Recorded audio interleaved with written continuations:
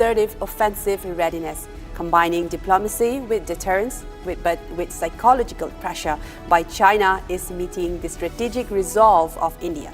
Take a look at this detailed report from our digital and business editor Himanshu Shekhar. China has released a fresh list of 23 Chinese names inside Arunachal Pradesh, an integral part of India. China refers Indian state of Arunachal Pradesh as Zangnan or South Tibet. This is the 6th time China has done this since 2017, taking the total number of renamed spots to around 89. Near the Arunachal Pradesh border, China has aggressively pushed civil-military fusion by constructing over 600 Xiaokhang border defense villages. These fortified dual-use settlements allow the People's Liberation Army to maintain a constant surveillance over Indian villages. Behind these forward villages, China has drastically shortened its logistics chain by operationalizing the Lhasa-Nyangchi high-speed railway, bringing heavy transport capabilities virtually to Arunachal's doorstep. Furthermore, the PLA has built new dual-use airports such as Lunse, located less than 60 kilometers from the Indian border, alongside a network of new heliports, surface-to-air missile sites and upgraded highways spanning the region, all designed to sustain rapid military deployments in high-altitude terrain. China's stated reason for issuing new names is to standardize the geographical names in what it considers its own territory. In practice, the move builds an official record that appears in Chinese maps, school books, official documents, and even material shared at international meetings. Analysts point that each new list adds to a new paper trail. In practice, over time, this can make the claim look routine in discussions, even if the facts on the ground stay the other way. It forms part of what some experts call lawfare or cartographic pressure, a low-cost way to push a narrative without direct conflict. China has used similar renamed maps in border talks and diplomatic forums. Officials sometimes hand out materials showing the new names to support their position. Yet no major country accepts the Chinese claims. The United States and the United Nations continue to accept Arunachal Pradesh as an integral part of India. In the Senkaku Island dispute with Japan, China used different names and put them on maps and in talks. In the South China Sea, China has given names to features, while the Philippines calls the same waters the West Philippine Sea. China's approach in Arunachal follows a simple style, yet it stands alone because the area has been under Indian administration since independence, with Indian laws, elections and people living there. To counter this, India has fundamentally shifted its eastern strategic posture from purely defensive to an offensive readiness. On the infrastructure front, New Delhi is actively neutralizing China's demographic push through Vibrant Villages program, which develops and populates border settlements. Concurrently, massive engineering projects like the strategic Sela Tunnel and the ongoing 18,040-kilometer Arunachal Frontier Highway guarantee year-round rapid military mobility to the LAC. Militarily, the Eastern Command has been heavily reinforced. The deployment of the Specialized Mountain Strike Corps provides India with dedicated offensive capabilities in high-altitude terrain. Furthermore, the Indian Air Force has operationalized multiple advanced landing grounds right up to the border, backed by Rafale fighter squadrons at Hashimara and S-400 air defense shields. Ground forces in the sector are now firmly dug in and equipped with heli-portable M777 ultralight howitzers and BrahMos supersonic cruise missiles, ensuring India is fully prepared to deter any sudden escalation. The coming months will decide how India and China will balance such things for a larger and a strategic relationships. Viewers, let us take you through some of the top international stories that have been coming in today.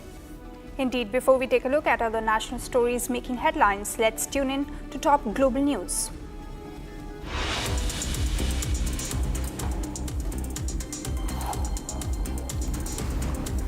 Thousands of New York City apartment building door persons, superintendents, and other workers were set to vote Wednesday on whether to walk off the job in the coming days after contract negotiations snagged over issues including health care and pensions.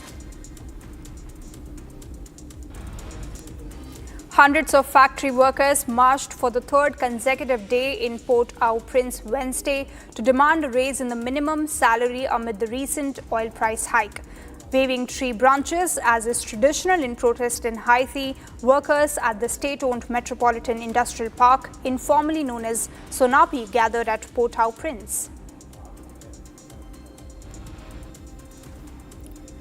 Local authorities reported that one person was killed and 6 injured after a Russian strike on Odessa Wednesday evening.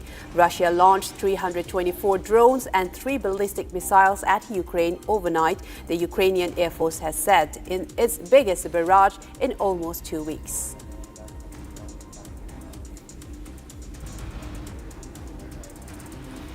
Russian strike killed a woman in southern Zaporizhia on Wednesday, local authorities said.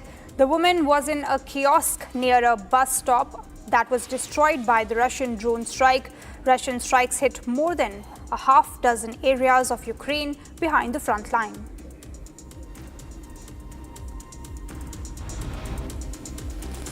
Israeli strikes rocked southern Lebanon as families grieved the death of their loved ones. Earlier, mourners gathered to bury Ghadir Balbaki, a 19-year-old who was killed in a strike on a car.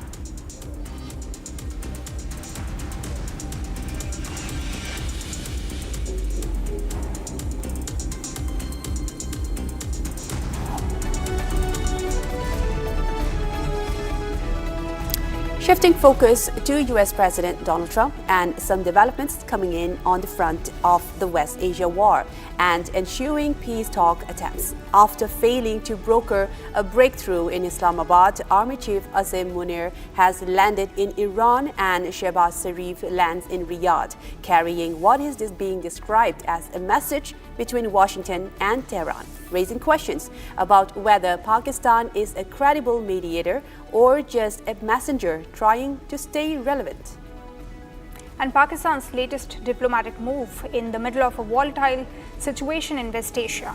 After hosting failed US-Iran talks, Army Chief Asim Munir is now in Tehran attempting to revive negotiations, even as questions grow over Islamabad's ability to deliver results. More in this report.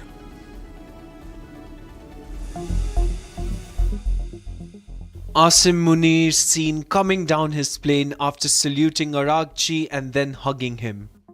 Pakistan now lands in Tehran after the talks in Islamabad fell face first. This is now another attempt by Pakistan to mediate talks between the nations. Vance earlier also confirmed that the talks in Islamabad had failed and that Uncle Sam went home without an agreement.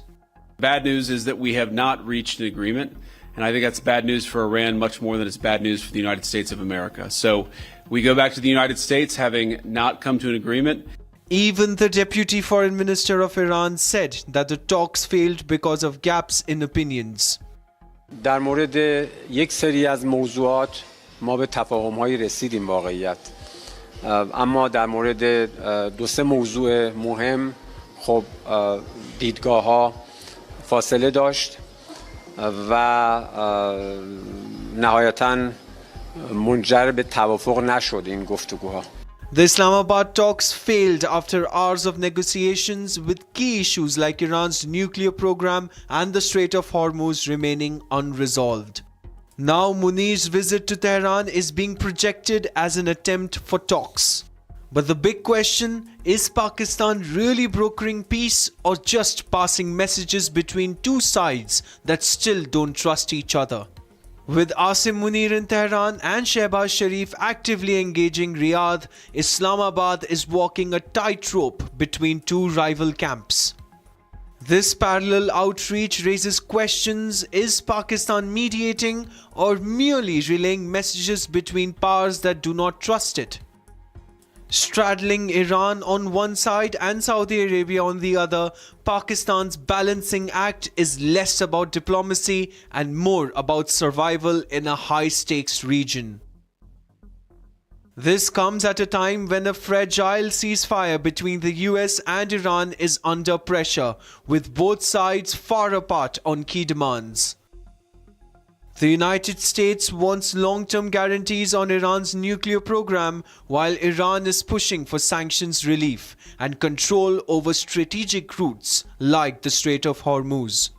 Pakistan, which positioned itself as a mediator, is now trying to remain relevant in a conflict that is far from resolution. But questions are also being raised about Islamabad's credibility, given its own history of double play in regional security dynamics. Meanwhile, with Israel continuing operations in the region and Iran holding its ground, the space for diplomacy remains narrow. And as Munir holds talks in Tehran, will these talks just be another diplomatic photo op?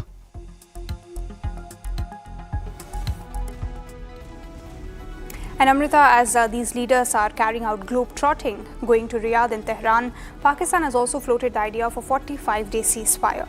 But of course, the question remains, will Pakistan be able to achieve any sort of significant success in the peace negotiations? Yes, that's right, Hina, because this is coming in after the Islamabad talks that took place just a week ago failed miserably, with Washington and Tehran not agreeing on a deal, and many demands were placed, in fact, on the table. But as it turns out that Pakistan was not able to bring about any full agreement between both the parties. And now slipping into a short commercial break, but don't go anywhere. We will definitely come back with more stories lined up for you. On the run, TCS Nasik case accused Nida Khan moves for anticipatory bail. Council files anticipatory bail in Nasik court. ED arrests Amitabh Jhunjhunwala and Amit Bapna, closeites of Anil Ambani in loan fraud case. Coming up next, stay tuned.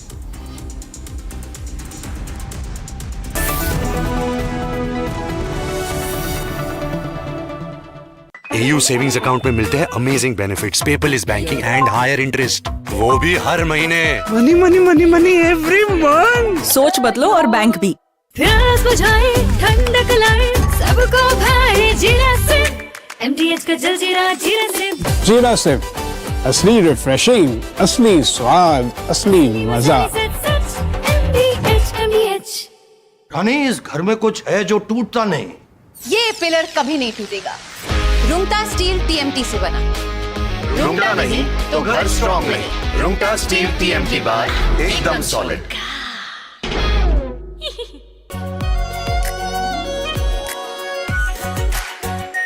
Are pure shahi paneer masala, delicious, healthy every day. The Indian Air Force is giving its old MiG-29 fighter jets a powerful new weapon from Britain that turns them into modern fighters ready for today's battles. MiG-29s first came to India in the 1980s, have flown many missions along the tough borders with China and Pakistan. Now they are getting equipped with British ASRAAM missiles that make them as strong as NATO planes in close fights. The Ministry of Defense sent out a request for proposals to fit the Advanced Short-Range Air-to-Air Missile on the MiG-29 UPG version. This British missile from the company MBDA replaces the old Russian R-73 that pilots used for years. The R-73 could only reach targets 10 to 15 kilometers away, which forced pilots to fly too close to the enemy and take big risks. The ASRAAM changes all that. It can hit targets more than 25 kilometers away, almost double the old range. It flies at Mach 3 speed and uses a smart infrared seeker that ignores enemy flares and jamming better than before. On the run, TCS Nasik case accused Nida Khan moves for anticipatory bail. Council files bail in Nasik court. ED arrests Amitabh Jhunjhunwala and Amit Bapna, close aides of Anil Ambani in loan fraud case.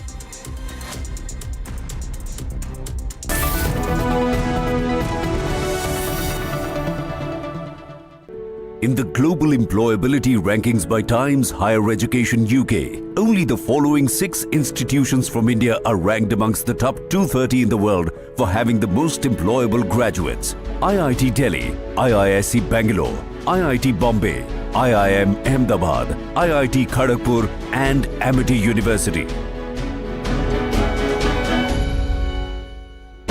Pure सूजी pasta उबालो मिलाओ और खाओ 8 minute में तैयार। क्या taste है सबका राजा आर प्योर मसाला।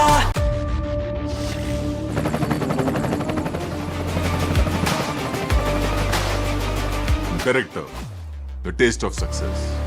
थोड़े में ज्यादा स्वाद यही तो है इसकी खास बात। वाओ मामा क्या स्वाद है। अरे मेरे राजा सबका राजा R pure masala.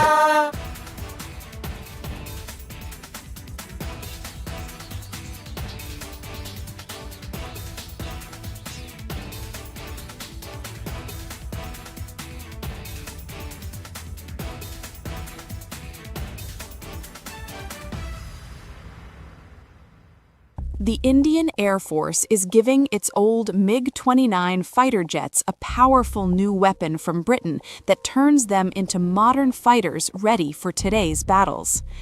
MiG-29s first came to India in the 1980s, have flown many missions along the tough borders with China and Pakistan.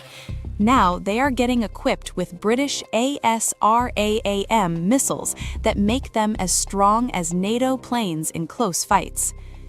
The Ministry of Defense sent out a request for proposals to fit the Advanced Short-Range Air-to-Air Missile on the MiG-29 UPG version. This British missile from the company MBDA replaces the old Russian R-73 that pilots used for years. The R-73 could only reach targets 10 to 15 kilometers away, which forced pilots to fly too close to the enemy and take big risks. The ASRAAM changes all that.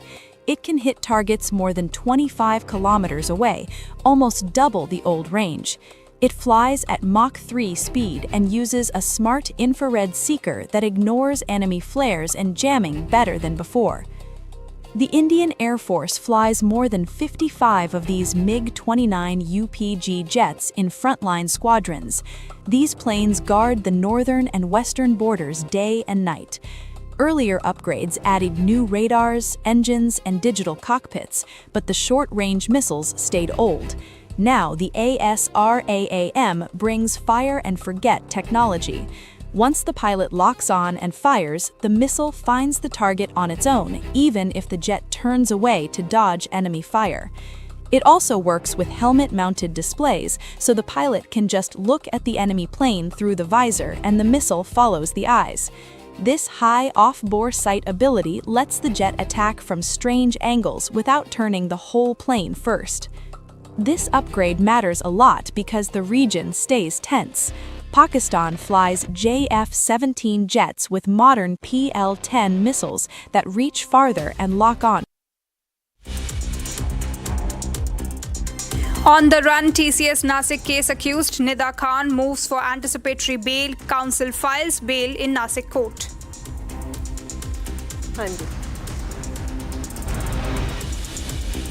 ED arrests Amitabh Jhunjhunwala and Amit Bapna, close aides of Anil Ambani in loan fraud case.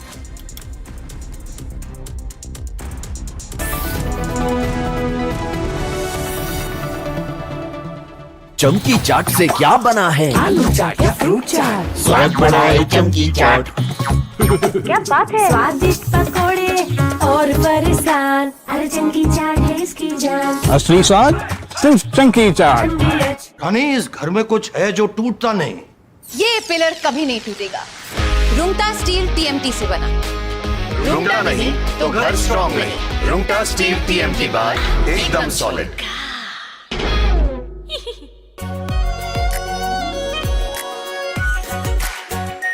Are pure shahi paneer masala, delicious, healthy every day. The Indian Air Force is giving its old MiG-29 fighter jets a powerful new weapon from Britain that turns them into modern fighters ready for today's battles. MiG-29s first came to India in the 1980s, have flown many missions along the tough borders with China and Pakistan. Now they are getting equipped with British ASRAAM missiles that make them as strong as NATO planes in close fights. The Ministry of Defense sent out a request for proposals to fit the Advanced Short-Range Air-to-Air Missile on the MiG-29 UPG version. This British missile from the company MBDA replaces the old Russian R-73 that pilots used for years. The R-73 could only reach targets 10 to 15 kilometers away, which forced pilots to fly too close to the enemy and take big risks. The ASRAAM changes all that. It can hit targets more than 25 kilometers away, almost double the old range. It flies at Mach 3 speed and uses a smart infrared seeker that ignores enemy flares and jamming better than before. The Indian Air Force flies more than 55 of these MiG-29 UPG jets in frontline squadrons. These planes guard the northern and western borders day and night. Earlier upgrades added new radars, engines, and digital cockpits, but the short-range missiles stayed old. Now the ASRAAM brings fire-and-forget technology. Once the pilot locks on and fires, the missile finds the target on its own, even if the jet turns away to dodge enemy fire. It also works with helmet-mounted displays, so the pilot can just look at the enemy plane through the visor and the missile follows the eyes.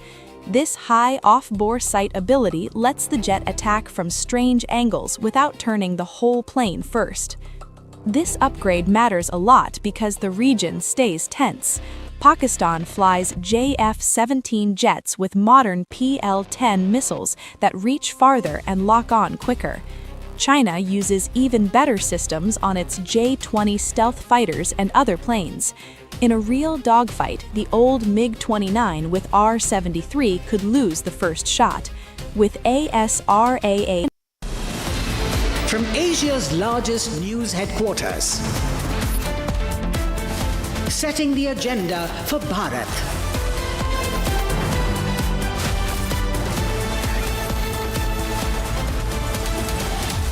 You're watching Republic.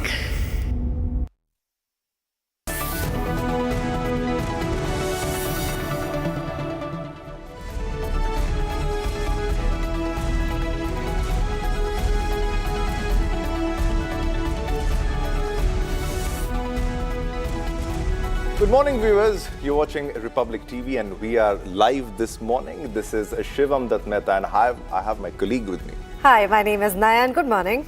Yeah, and let me tell you what we have in this bulletin for you. Putin will be visiting India for the BRICS summit, which will be taking place in September this year, Nayan. In fact, there is also Prime Minister Narendra Modi who will be addressing the Lok Sabha on the amendment of the Women's Reservation Bill, which will increase the number of seats in Lok Sabha to around 850. More on these stories, Shivam, but first, let's delve into the headlines.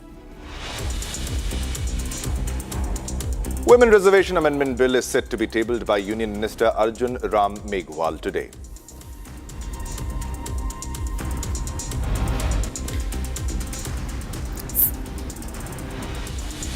Samajwadi Party calls for key meeting with its MPs ahead of special session of the Parliament. Tamil Nadu CM M.K. Stalin calls for statewide black flag protest against the centre's proposed Delimitation Amendment Bill.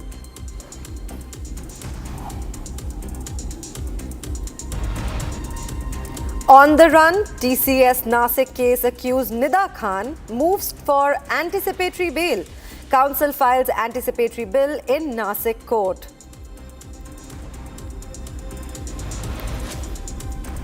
ED arrests Amitabh Jhunjhunwala and Amit Bapna, close aides of Anil Ambani in loan fraud case.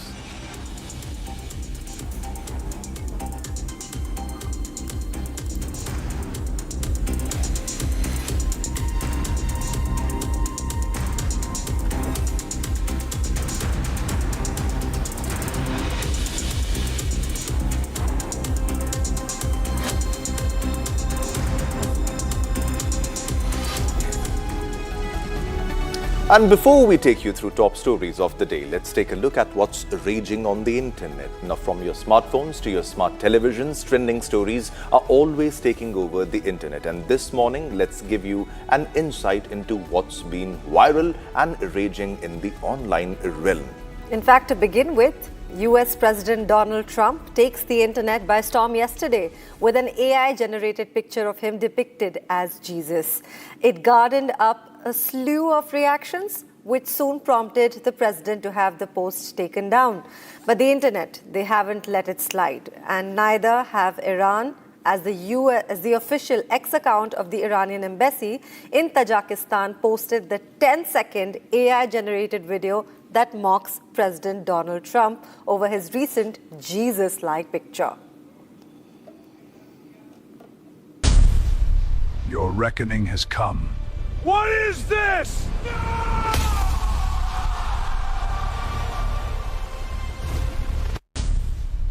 Your reckoning has come. What is this?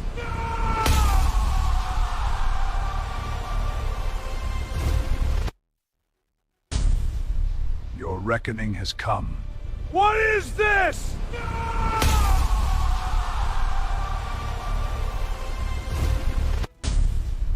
Your reckoning has come. What is this?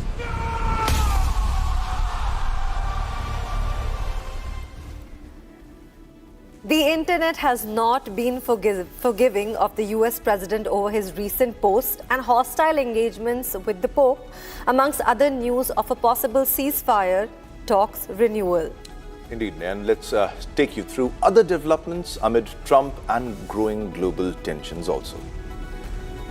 Now, speaking of Trump's now deleted Jesus post, with the ongoing war with Iran after US President Donald Trump abducted Venezuelan President Nicolas Maduro, Trump seems to be targeting China next. In fact, we bring to you a meticulous explanation of the current war scenario by Major General G.D. Bakshi, who dives deep into the US-Israel-Iran war and also calls out to Trump for trying to become Lord Jesus. Let's listen in.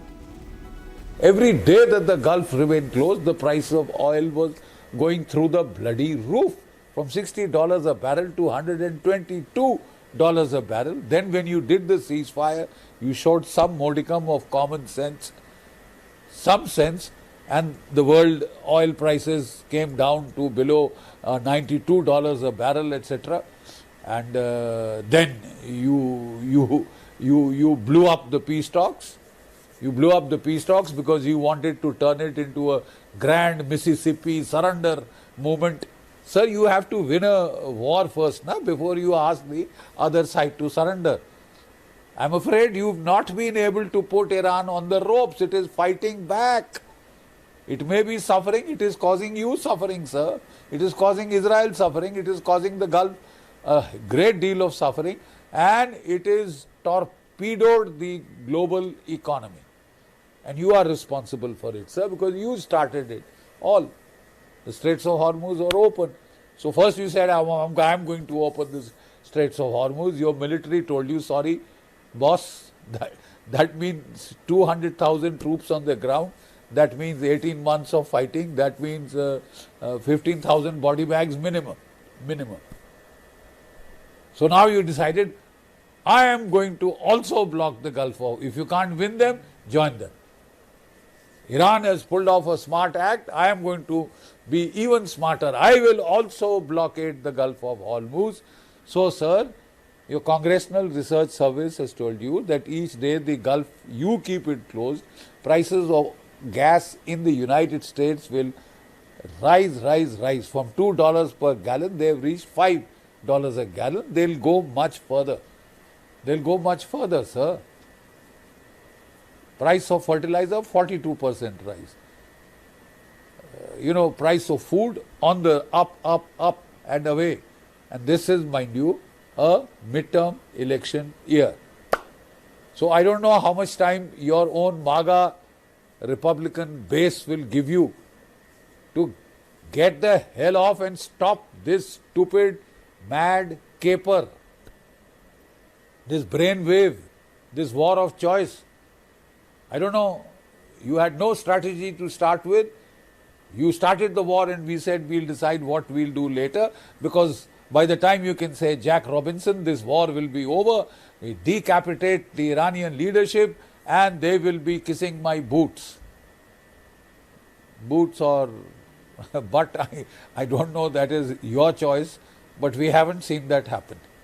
The entire premises of your planning was absolutely subjective, faulty, very, very gross miscalculation.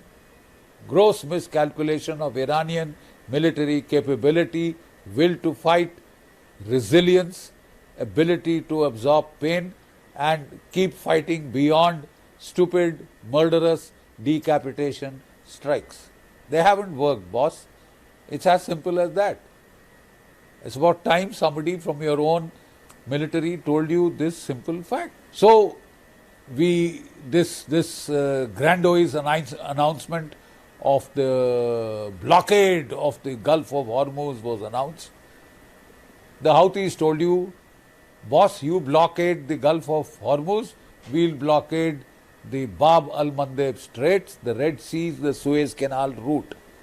And you promptly had to send your aircraft carrier George W. Bush, not via the Suez Canal, the shortest, fastest route to get into action to support your blockade, but all the way around the Cape of Good Hope, around the Horn of Africa, because you were dead scared that the Houthis, you had seen what the Houthis could do. 3 months you tried to batter the Houthis into submission and failed.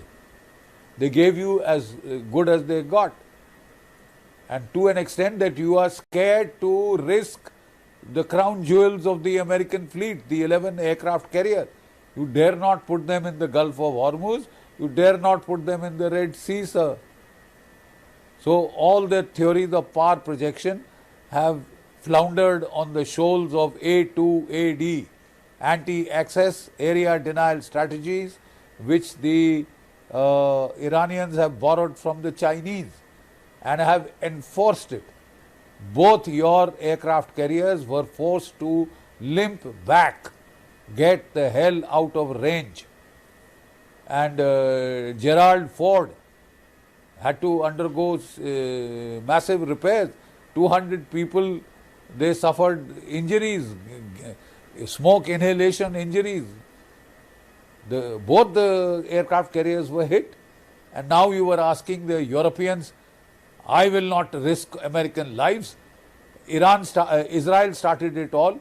They wanted the Americans to die. The Americans said, okay, we joined up Israel in starting this stupid war of choice, but now we want the Europeans to die, the Koreans to send their people to die, the Japanese to send their soldiers to die. We are pulling our carriers out. Now you are getting them off by the back route. And you've been told by the Chinese, don't mess with us. As plain a language as you can get. And Central Command is now asking Washington, Pentagon, what do you want us to do? Pete Hegseth, fighting with Venezuela is one thing. Fighting with Israel was with Iran was quite another. And now fighting with China will be another cup of tea, sir. And we'll see how, Attila the Hun, you act with the Chinese. The world is watching. America has a habit of picking on pansy states, beating them and, thumping their chest like Tarzan the ape man, etc. But it may work with Venezuela, pansy states like Venezuela. It hasn't worked with Iran. And if you think it is going to work with China, then I think you need a reality check. Even the Russians are pretty upset because the Israelis are overreaching with every passing day. Netanyahu has decided he will murder the last Iranian standing. There are 92 million Iranians. Right, sir? And we haven't got that much time. The rest of the world can't put up with your shenanigans that you want to fight on and on. Even if the global economy gets destroyed, goes into recession, stagflation, you couldn't give a damn, sir, because you are going to go to the Zionist lobby in the United States and ask them to make up your losses. Whom will we go to, sir? Whom will we go to after our economies take that kind of a hit? The economies of India, the economies of Japan, the economies of Korea, Vietnam, Asian countries, European countries, China. I think the world is sick and tired of the mad capers of Donald J. Trump, Jr., who's now playing God. As if being an erratic president wasn't bad enough. You know, with the severe decline in your cognitive and mental faculties, you are now going on to stage 2. You want to play God. You want to start a global Armageddon to facilitate the second coming of Jesus Christ. We would be so delighted if Jesus, the Lord himself, came. But you, sir, are not Jesus Christ by any stretch of the imagination. Jai Bharat, Jai Hind.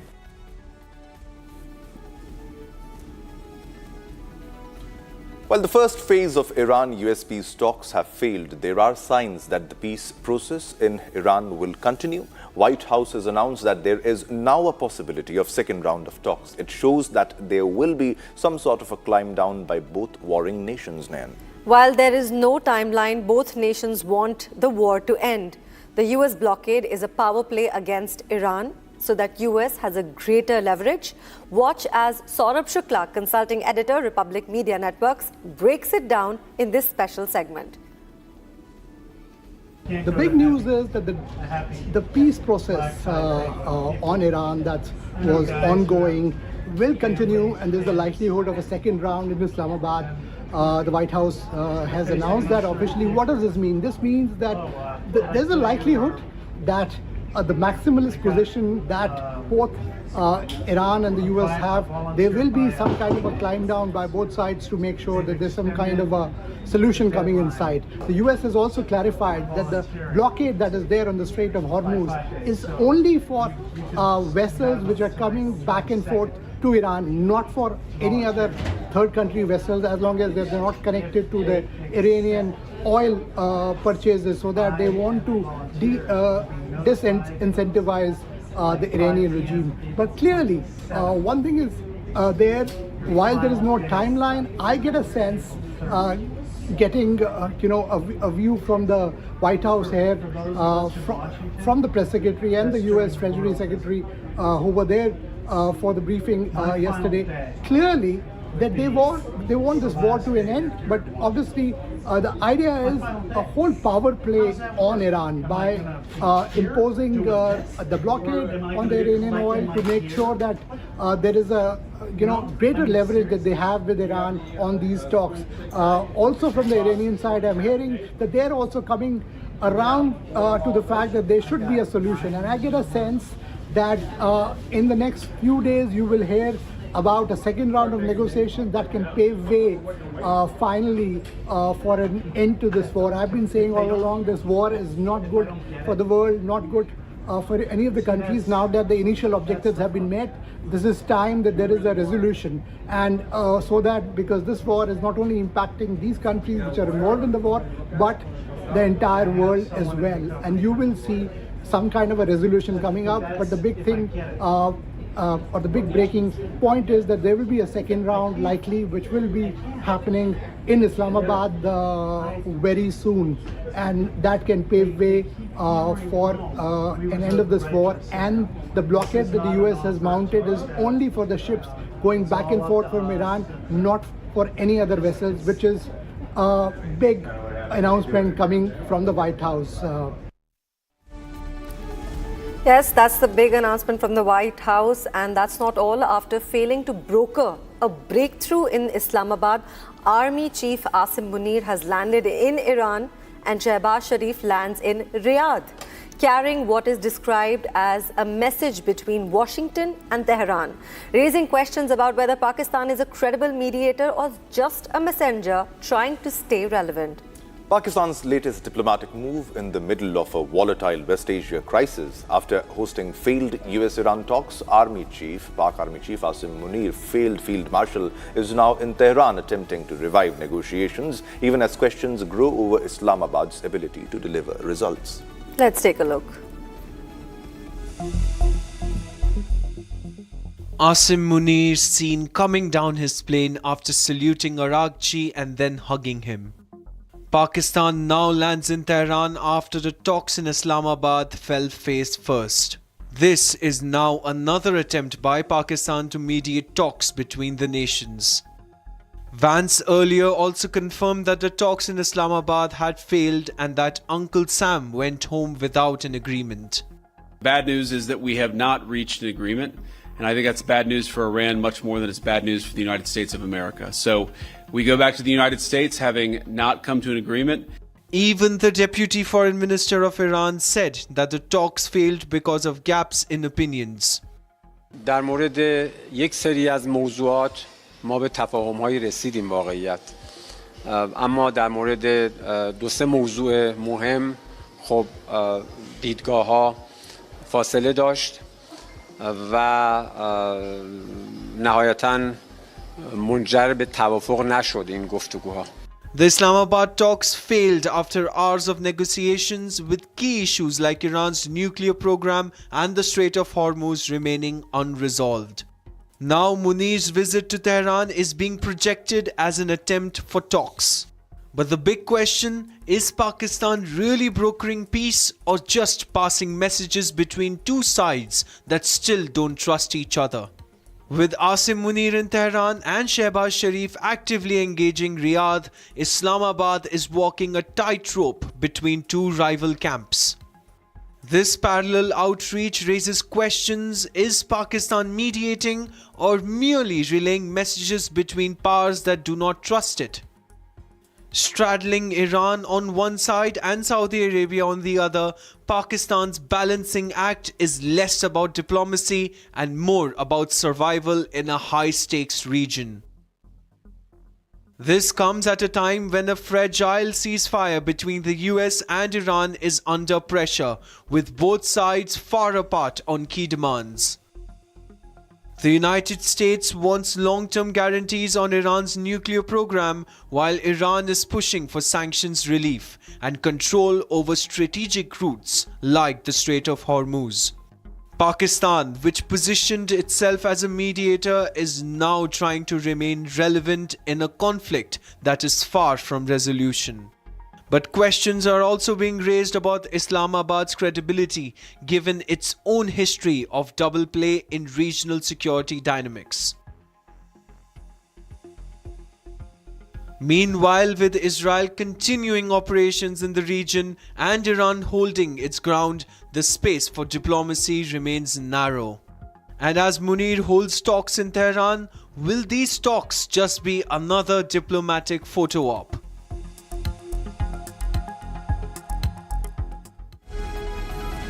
It's time for a short commercial break, but do not go anywhere. We have a lot more lined up, Nan. Coming up, Women's Reservation Amendment Bill is set to be tabled by the Union Minister Arjun Ram Meghwal today.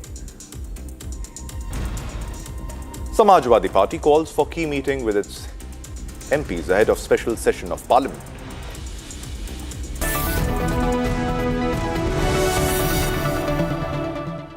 In the global employability rankings by Times Higher Education UK, only the following 6 institutions from India are ranked amongst the top 230 in the world for having the most employable graduates: IIT Delhi, IISc Bangalore, IIT Bombay, IIM Ahmedabad, IIT Kharagpur and Amity University. Pure सूजी pasta उबालो मिलाओ और खाओ 8 minute में तैयार। क्या taste है सबका राजा आर प्योर मसाला। अनीस घर में कुछ है जो टूटता नहीं। ये पिलर कभी नहीं टूटेगा। रुंगटा स्टील TMT से बना। रुंगटा नहीं तो घर स्ट्रॉन्ग नहीं। रुंगटा स्टील TMT बार एकदम सॉलिड। चमकी चाट से क्या बना है? सैंडविच लस्सी और छाछ और हर घूंट में चमकी चाट। अब बताओ स्वाद आया? आया। असली स्वाद सिर्फ चमकी चाट।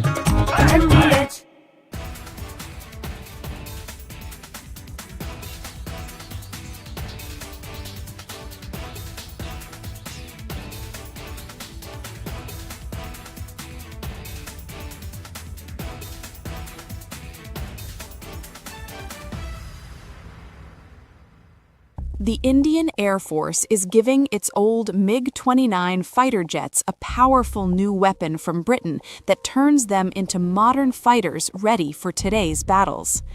MiG-29s first came to India in the 1980s, have flown many missions along the tough borders with China and Pakistan. Now they are getting equipped with British ASRAAM missiles that make them as strong as NATO planes in close fights. The Ministry of Defense sent out a request for proposals to fit the Advanced Short-Range Air-to-Air Missile on the MiG-29 UPG version. This British missile from the company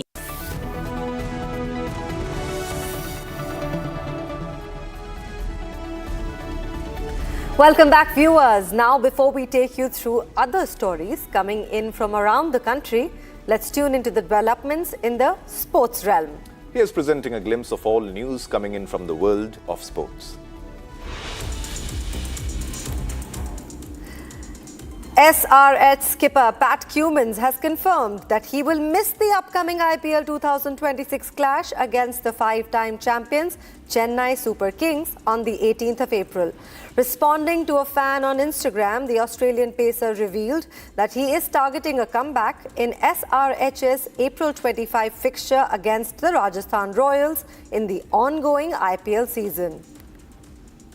Mumbai Indians have suffered a major setback midway through the IPL 2026. According to a report, star batter Rohit Sharma has been ruled out of MI's upcoming clash against Punjab Kings. The match, scheduled for April 16, will be played at the iconic Wankhede Stadium in Mumbai. However, there has been no official confirmation from the franchisee.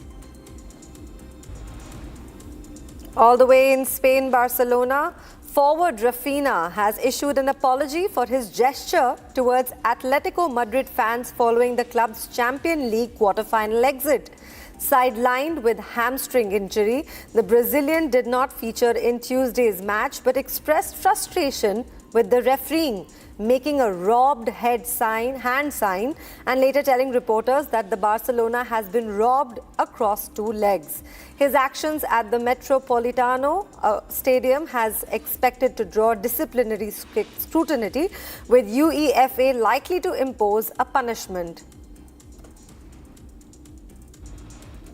Victor Axelsen announced his retirement from professional badminton at the age of just 32. The Danish star cited ongoing physical struggles following back surgery in April 2025 as the reason for ending his career. Hugo Ekitike will miss the World Cup and face at least 9 months off the sidelines after rupturing his Achilles tendon against the Paris Saint-Germain in Champions League. The Liverpool forward was stretched off in tears just 22 minutes into the quarter-final second leg at Anfield, having collapsed in pain after hearing his Achilles snap.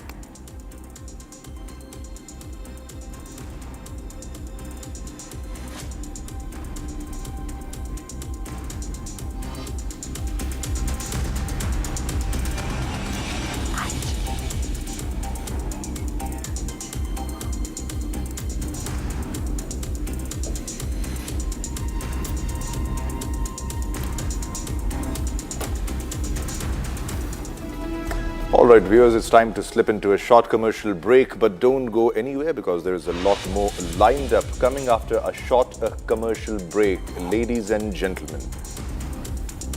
Coming up after a short break, Tamil Nadu CM M.K. Stalin calls for statewide black flag protest against the centre's proposed Delimitation Amendment Bill, which has now begun. On the run. TCS Nashik case accused Nida Khan moves for anticipatory bail. Council files anticipatory bail in Nashik court.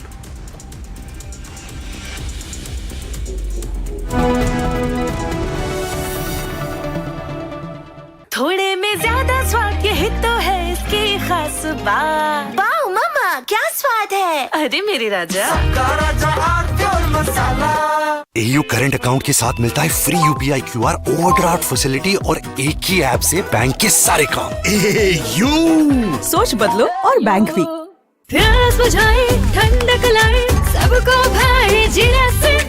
MTH का जलजीरा जीरा से। जीरा से असली refreshing, असली स्वाद, असली मजा।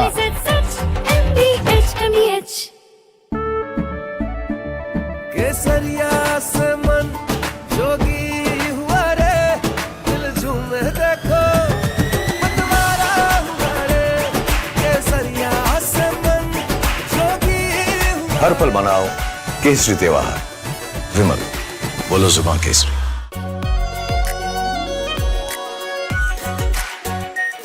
Are pure shahi paneer masala, delicious, healthy, every day. The Indian Air Force is giving its old MiG-29 fighter jets a powerful new weapon from Britain that turns them into modern fighters ready for today's battles. MiG-29s first came to India in the 1980s, have flown many missions along the tough borders with China and Pakistan. Now they are getting equipped with British ASRAAM missiles that make them as strong as NATO planes in close fights. The Ministry of Defense sent out a request for proposals to fit the Advanced Short-Range Air-to-Air Missile on the MiG-29 UPG version. This British missile from the company MBDA replaces the old Russian R-73 that pilots used for years.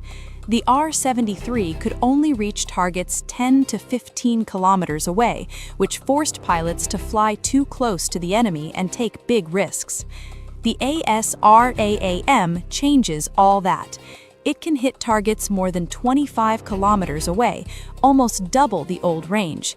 It flies at Mach 3 speed and uses a smart infrared seeker that ignores enemy flares and jamming better than before. The Indian Air Force flies more than 55 of these MiG-29 UPG jets in frontline squadrons. These planes guard the northern and western borders day and night. Earlier upgrades added new radars, engines, and digital cockpits, but the short-range missiles stayed old. Now the ASRAAM brings fire-and-forget technology. Once the pilot locks on and fires, the missile finds the target on its own, even if the jet turns away to dodge enemy fire. It also works with helmet-mounted displays, so the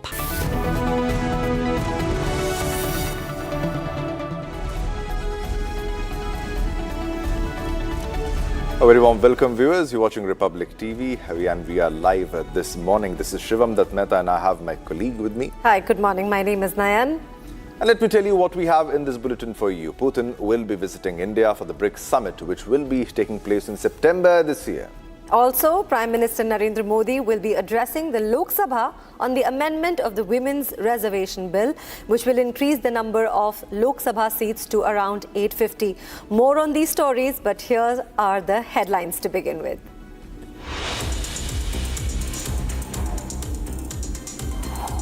Women Reservation Amendment Bill is set to be tabled by Union Minister Arjun Ram Meghwal today. Samajwadi Party calls for a key meeting with its MPs ahead of special session of Parliament. Tamil Nadu CM M.K. Stalin calls for statewide black flag protest against the centre's proposed Delimitation Amendment Bill, which has now begun. Meanwhile, on the run, TCS Nasik case accused Nida Khan moves for anticipatory bail. Council files anticipatory bill in Nashik court. ED arrests Amitabh Jhunjhunwala and Amit Bapna, close aides of Anil Ambani in loan fraud case.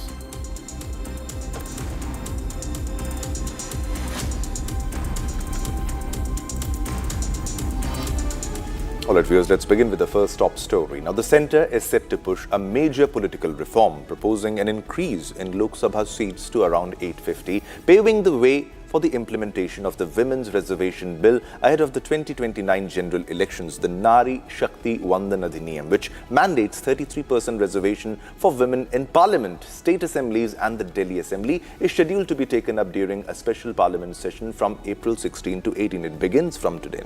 According to sources, the bill proposes expanding the House strength significantly, with detailed discussions expected to run nearly 18 hours in the Lok Sabha and 10 hours in the Rajya Sabha. Prime Minister Narendra Modi is expected to address the House during the debate, while Home Minister Amit Shah will respond to the discussions. Shivam, more in this report.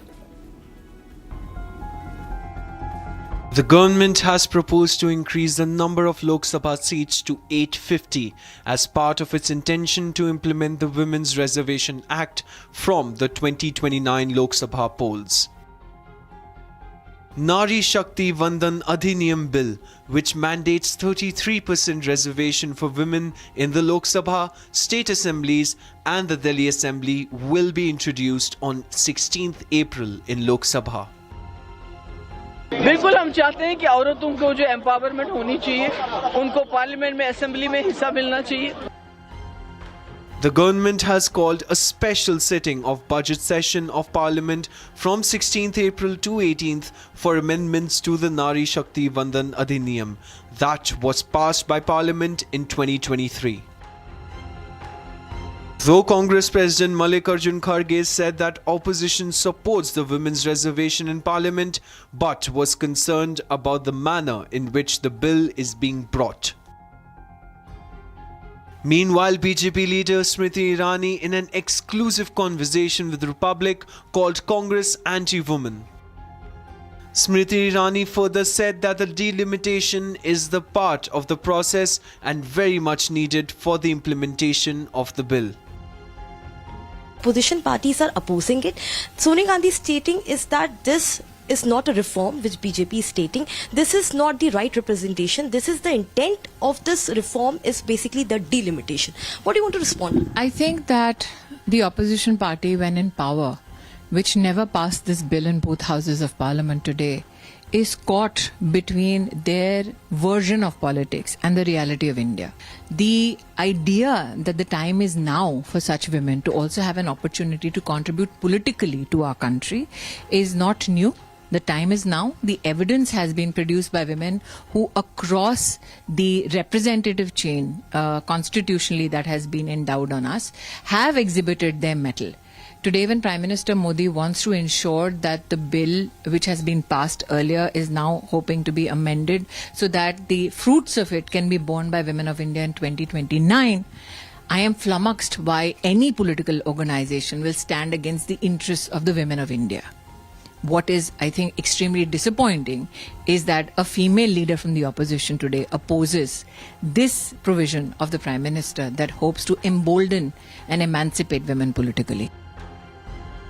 BJP meanwhile welcomes the decision and said that women across the country are supporting the bill. हमारे देश के यशस्वी प्रधानमंत्री श्री नरेंद्र मोदी जी ने 16, 17 और 18 अप्रैल का विशेष parliament का session बुलाया है और इस विधेयक के समर्थन में पूरे देश की हमारी माताएं बहनें अपना समर्थन कर रही हैं. Union Minister Sukanta Majumdar said that if 33% reservation is to be given to women, then the number of seats will have to be increased. महिला रिजर्वेशन बिल आएगा और महिला रिजर्वेशन बिल 33% बिल अगर उनको रिजर्वेशन देना है जो हमारी सरकार ने आदरणीय मोदी जी के नेतृत्व में जो डिसीजन लिया है तो उसके लिए तो सीट बढ़ाना ही पड़ेगा. तो इसमें जो होगा बिल आने के बाद पता चलेगा. Calling the bill essential, Odisha CM Mohan Charan Maji said that in the 2029 general elections, women will be given 33% reservation in Lok Sabha as well as Vidhan Sabha. आप सभी जानते हैं कि नारी शक्ति वंदन अधिनियम का कार्यकारी करने के लिए संसद का एक विशेष अधिवेशन 16 से 18 तारीख अप्रैल तक बुलाया गया है. इस अधिवेशन में कोई महत्वपूर्ण बिल पास किए जाएंगे. उसमें संविधान संशोधन होगा. लोकसभा और विधानसभा की सीटों की संख्या भी बढ़ेगी. 2029 के आम चुनाव में लोकसभा और विधानसभा दोनों में महिलाओं को 33% आरक्षण बिल उनको मिलेगा. इसके लिए वो बिल आने का बहुत जरूरी था. The bill seeks to increase the number of MPs that will exorbitantly bring up the count of MPs to 815 in states and 35 in union territories. Bill factors in seats reserved for women after reservation bill. As per sources, the decision on the bill will continue for 18 hours in Lok Sabha and for 10 hours in Rajya Sabha. Prime Minister Narendra Modi will also address the Lok Sabha regarding the Women's Reservation Amendment Bill. Whereas Home Minister Amit Shah will respond to the discussion on the bill.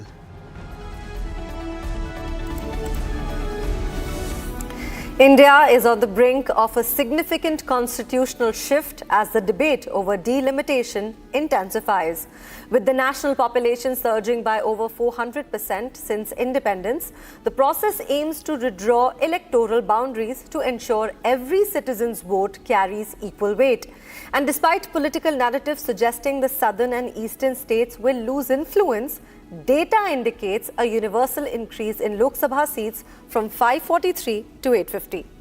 This transition, coupled with the Women's Reservation Bill, seeks to modernize India's 80-year-old representation model. While the opposition alleges regional bias, the numbers suggest a balanced expansion across all state borders. Let's tune in as Arnab Goswami questions if the opposition is creating a regional divide just to stall the Women's Reservation Bill. Take a look at the report. I would like to begin tonight by explaining what delimitation is. Often we hear about delimitation. And the reason I'm starting with this tonight is because I have this feeling that over the next 3 to 4 to 6 months, this is going to be a hot subject of political debate, a major political controversy. The opposition is gearing up for it, so you need to have the right information with you so that you don't get swayed when somebody tells you things such as West Bengal is being discriminated against. Tamil Nadu is being discriminated against. The south of India is being discriminated against. South India will not have as much representation as it should. This is not true, ladies and gentlemen. First, let us understand what is Indian democracy based on a principle of proportional representation, which means that representation, whether at MLA, MP, councillor, at any level, is as per the population. Population is not stagnant. The population of India in 1947 is different from the population of India 79 years later in 2026. Ladies and gentlemen, when we became independent, we had 489 seats in the Lok Sabha, which kept changing to 494 in 1962, 542 in 1972, then it became 543 in 2002. But the population of India also changed. The population of India, around 33 crores in 1947, is now 147 crores. That's 445% increase in our population. Now, along with the increase in the population, the dispersion of the population has also changed, which means the state boundaries have changed. Different parts of the country have different amounts because the increase in population is different in Uttar Pradesh from Bihar from Tamil Nadu, Tamil Nadu from Karnataka, Karnataka from Goa, Goa from Maharashtra. And it is necessary, if we are to remain a country which believes in proportional representation, that per person per vote, we must therefore change the number of seats. We must also disperse the number of seats, make it more representative. Now, ladies and gentlemen, along with this, the Women's Reservation Bill is also coming in, which is the Constitution's 131st Amendment. The government is also bringing in the Delimitation Bill. So we have two things happening together. One, to increase the representation of women in the Lok Sabha, and the second, to increase the number of seats and accommodate the seats in such a way that you give equal representation to the changing population. So this is delimitation. What is delimitation? Delimitation is a process whereby you study and analyze the dispersion of population and you redraw the electoral constituency map. You redraw the number of seats in the total legislative body as per the new dispersion of the population across the country. This is what delimitation is. It is very important so that our Lok Sabha, the boundaries of the constituencies and the nature of representation is not stuck in an 80-year-old time shell time warp, right? We can't lock things up like that. So viewers, if you agree that delimitation needs to happen, because people must be represented in the Lok Sabha equally, then what's the controversy about? The controversy is over certain political leaders, certain political parties saying that our numbers are going to go down. Now, I do not agree with this idea. The opposition is going around saying that our numbers will go down. This is absolutely not true. Because, dear viewers, all states are going to have more seats. Andhra Pradesh has some 25 seats now, it's going to go up to 37. It's not going down, it's going up. Tamil Nadu, which has 39 seats now, is going to get 59 seats in the new Lok Sabha. So where the number of seats in the Lok Sabha goes up from 543 to 850, West Bengal, which had 42 seats, also goes up to 63. Karnataka from 28 to 42. Uttar Pradesh, if I apply the 50% formula, if Uttar Pradesh goes up from 80 to 120, then Bihar also goes up equally, ladies and gentlemen, from 40 to 60. Madhya Pradesh from 29 to 44. Maharashtra from 48 to 72. Odisha from 21 to 31. Gujarat from 26 to 39. Andhra Pradesh from 25 to 37. Tamil Nadu from 39 to 59, Kerala from 20 to 30, Telangana from 17 to 15, West Bengal from 42 to 63, and Karnataka from 28 to 42. So the reality is everybody's number of seats is increasing. What are people quibbling about is something I do not absolutely understand. Where is the loss? If I were to look at 6 states, ladies and gentlemen, Tamil Nadu, Kerala, Andhra, Telangana, Karnataka, and Odisha, if they all have 150 out of 543 seats, that is 28% of the total seats, after the increase, they still continue to have 28% of the total seats. Now, within this, there could be a slight shift. Like in the case of Tamil Nadu, the representation could go down from 7% to 6.9%. In West Bengal, the representation could go down from about 7.5% to 6.4%. But is that the real issue? No. Ladies and gentlemen, if I look at the opposition's mathematics, current seats, right, divided by the projected seats and the change percentile. Ladies and gentlemen, it's more or less equally dispersed.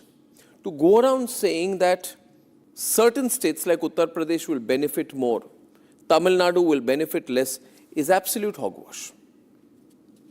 It's absolute hogwash. I've shown out here in this particular graph out there, look at the current seats, the projected seats that they will have, and the percentage of increase. And the change percentage. This is the opposition formula, ladies and gentlemen. They are making claims which are impractical, and it doesn't match. And to try and divide India by saying that we will continue to emphasize on certain states doing better than the other in the new Lok Sabha is anti-democracy. Yes, the government could have communicated better, I agree. I think, therefore, I'm doing this program so that the people of the country know what delimitation is. And the government also should not just legislate this matter and then explain. It should explain and then legislate. That's where I believe the government could have done much better in terms of this communication. But the opposition's politics is totally devoid of principle, ladies and gentlemen.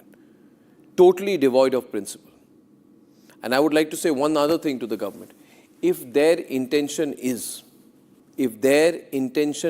to block the Women's Reservation Bill some way or the other, then Rahul Gandhi should say clearly, I am against the Women's Reservation Bill.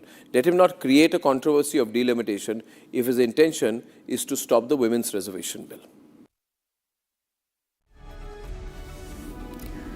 Right, India marked a major leap on the World Quantum Day at SRM University, Amravati. Chief Minister N. Chandrababu Naidu inaugurated the Amravati 1S Quantum Test Bed built on superconducting technology in the presence of Pro-Chancellor of SRM AP. Alongside the 1Q test bed by Cubitech was launched virtually from Gannavaram. Fully indigenous and future-focused, this positions Amravati and SRM University at the heart of India's emerging quantum valley.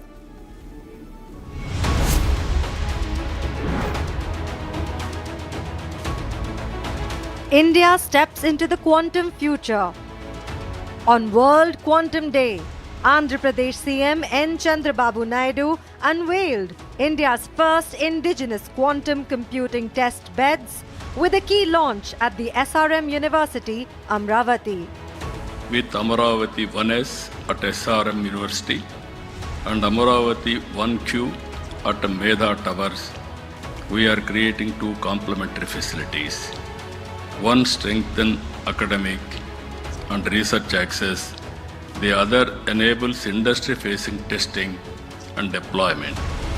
The launch was attended by Pro-Chancellor of SRM AP, Dr. P. Satyanarayan, marking the university's central role in India's quantum push. Actually, as we all know, our Chief Minister is having a grand vision for the capital Amravati, and which he has declared as the Amravati Quantum Valley. So, SRM by its own wants to contribute to that vision, and that's where we started this Quantum Institute. So in this we are now installing a quantum reference test bed. So which means that the components which are made for making a quantum computer will be tested in this reference test beds. Alongside Amravati 1Q test bed, developed by Cubitech, was launched virtually from Gannavaram. The country was waiting for this kind of revolution of quantum computer.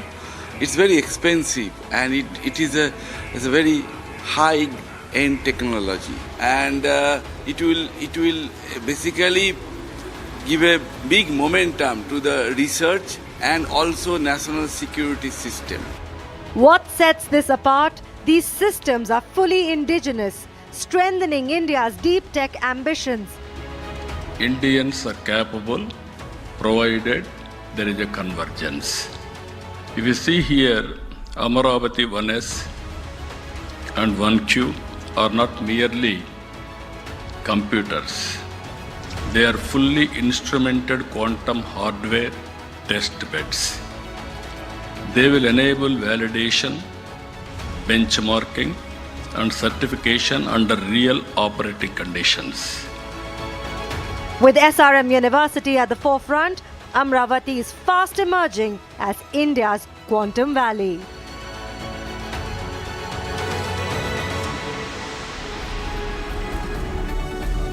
We also have major updates coming in from all over the country. Let's tune you in into the top national stories of the day.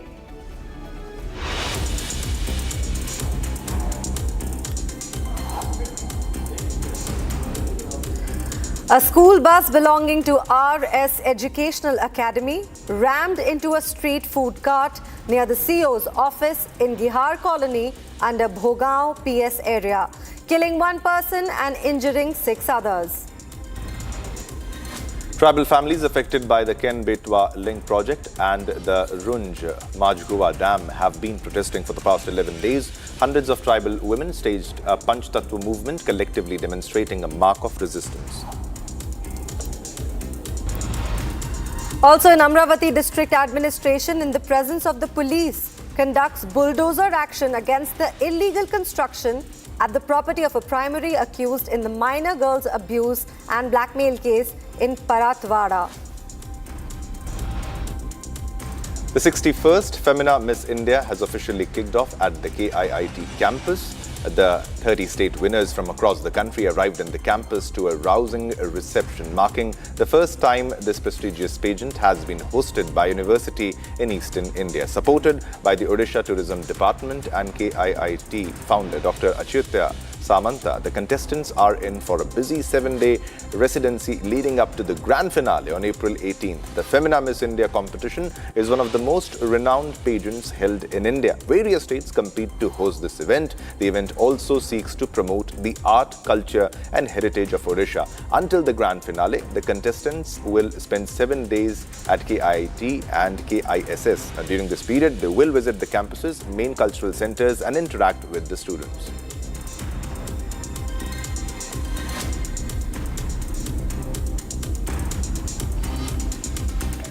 All right, after a short break, on the run, TCS Nasik case accused Nida Khan moves for anticipatory bail. Council files anticipatory bail in Nashik court. And also coming up, ED arrests Amitabh Jhunjhunwala and Amit Bapna, close aides of Anil Ambani in loan fraud case.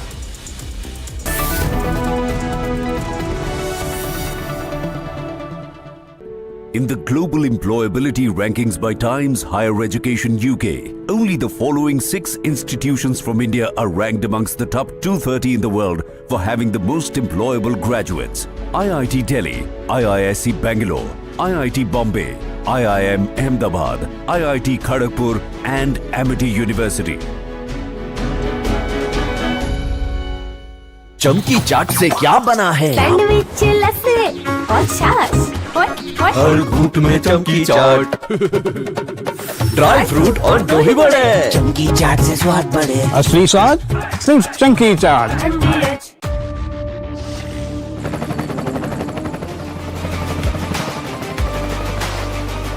Character, the taste of success. R pure सूजी pasta उबालो मिलाओ और खाओ 8 minute में तैयार। क्या taste है सबका राजा R pure masala.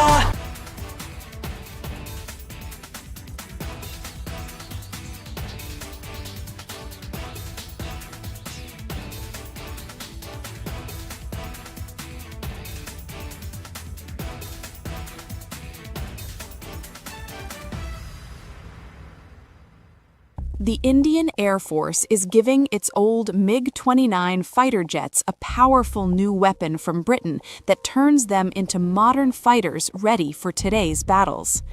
MiG-29s first came to India in the 1980s, have flown many missions along the tough borders with China and Pakistan.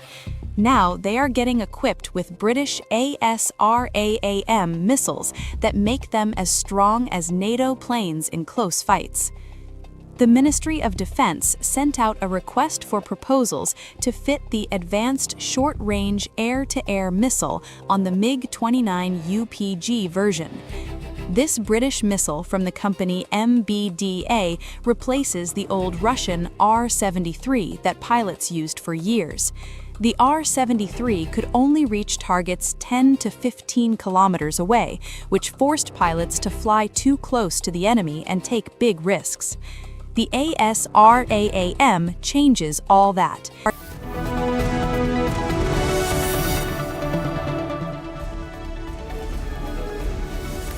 Welcome back, viewers. Now the quantum push is now heading north. At Amravati's landmark launch, Chandigarh University's Managing Director Jai Inder Singh Sandhu was in attendance, signalling plans to bring quantum technology to North India. With ambitions to build similar capabilities at the Chandigarh University, India's quantum ecosystem is now expanding beyond Amravati towards a truly nationwide footprint.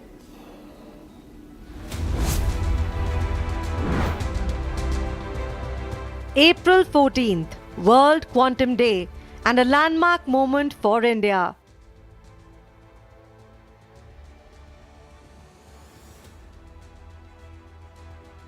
At SRM University, Amravati, the Chief Minister inaugurated Amravati 1S Quantum Test Bed, built on superconducting technology. With Amravati 1S at SRM University and Amravati 1Q at Medha Towers, we are creating two complementary facilities. One strengthens academic and research access, the other enables industry-facing testing and deployment. But this launch saw a significant national connection. Jai Inder Singh Sandhu, Managing Director of Chandigarh University, was in attendance, highlighting plans to take quantum technology to North India. The government of Andhra Pradesh, along with SRM University and a couple of other collaborators like Q-Force and Qubit, have tried to take the next step forward in the technological landscape through this quantum facility, that they have made it completely open sourced, and they have provided those competencies to the students, to the startups, and various other stakeholders that are not only in the state of AP but outside it as well, which is what resonates very well with what CU stands for and is trying to do as well with the quantum as well as artificial intelligence for both the Uttar Pradesh as well as the Punjab campus. These facilities are open access quantum reference facilities, enabling researchers, startups, and institutions to test and validate quantum hardware within India. With Chandigarh University now looking to bring similar capabilities to its campus, the quantum movement is expanding beyond Amravati. Now it's time for a short commercial break, but don't go anywhere because we have a lot more lined up in the next coming bulletin. Coming up next. Women's Reservation Amendment Bill is set to be tabled by the Union Minister Arjun Ram Meghwal today.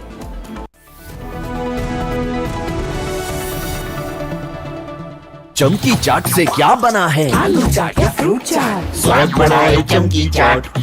क्या बात है? स्वादिष्ट पकोड़े और फरसान, अरे चमकी चाट है इसकी जान। असली स्वाद सिर्फ चमकी चाट। कहानी इस घर में कुछ है जो टूटता नहीं। ये पिलर कभी नहीं टूटेगा। रुंगटा स्टील TMT से बना। रुंगटा नहीं तो घर स्ट्रॉन्ग नहीं। रुंगटा स्टील TMT बाद एकदम सॉलिड। थोड़े में ज्यादा स्वाद, यही तो है इसकी खास बात। वाओ मम्मा, क्या स्वाद है? अरे मेरे राजा। The Indian Air Force is giving its old MiG-29 fighter jets a powerful new weapon from Britain that turns them into modern fighters ready for today's battles. MiG-29s first came to India in the 1980s, have flown many missions along the tough borders with China and Pakistan. Now they are getting equipped with British ASRAAM missiles that make them as strong as NATO planes in close fights. The Ministry of Defense sent out a request for proposals to fit the Advanced Short-Range Air-to-Air Missile on the MiG-29 UPG version. This British missile from the company MBDA replaces the old Russian R-73 that pilots used for years. The R-73 could only reach targets 10 to 15 kilometers away, which forced pilots to fly too close to the enemy and take big risks. The ASRAAM changes all that. It can hit targets more than 25 kilometers away, almost double the old range. It flies at Mach 3 speed and uses a smart infrared seeker that ignores enemy flares and jamming better than before. The Indian Air Force flies more than 55 of these MiG-29 UPG. From Asia's largest news headquarters, setting the agenda for Bharat.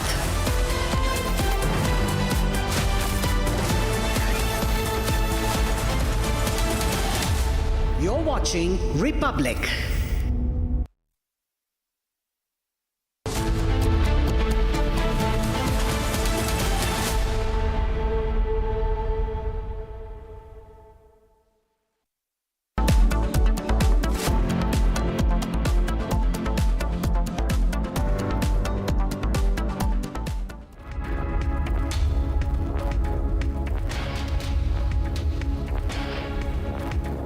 Hello viewers, a very good morning to you. You're watching Live and Breaking. I am Chongtham Amrita, and a historic electoral change is about to take place in India as the Parliament convenes for a special session to discuss the Women Reservation Bill, even as oppositions have called to protest against it.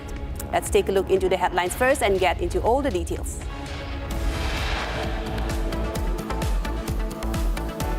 Women Reservation Amendment Bill is set to be tabled by Union Minister Arjun Ram Meghwal today.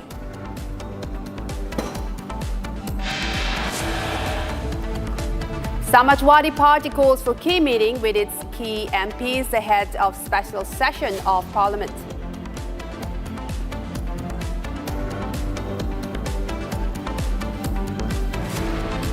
Tamil Nadu Chief Minister M.K. Stalin begin black flag protests against the centre's proposed delimitation amendment bill.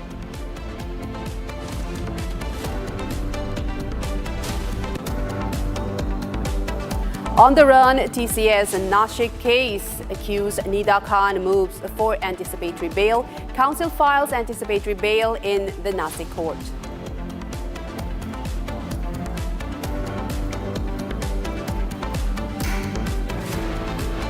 ED arrests Amitabh Jhunjhunwala and Amit Bapna, close-eyes of Anil Ambani in the loan fraud case.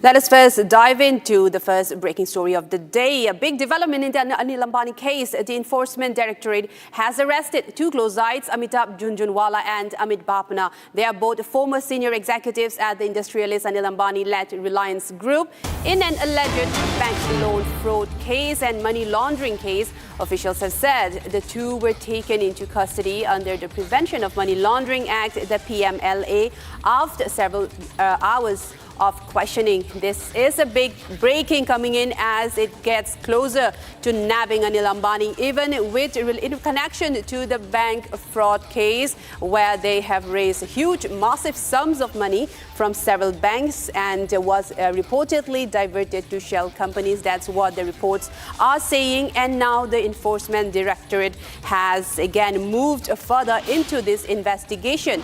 And now two close-eyes, even considered as the right hand of Anil Ambani. They used to be, they are now former senior executives, and they used to handle the key financial, they are considered to be the key financial architect of the Anil Ambani-led Reliance Group.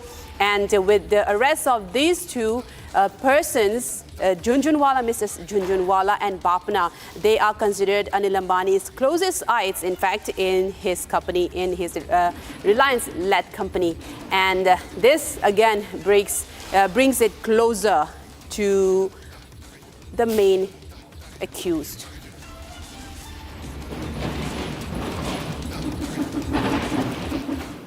And let's move on to a big development in India, Indonesia. The government will convene a special 3-day session of the parliament beginning Thursday, that's today.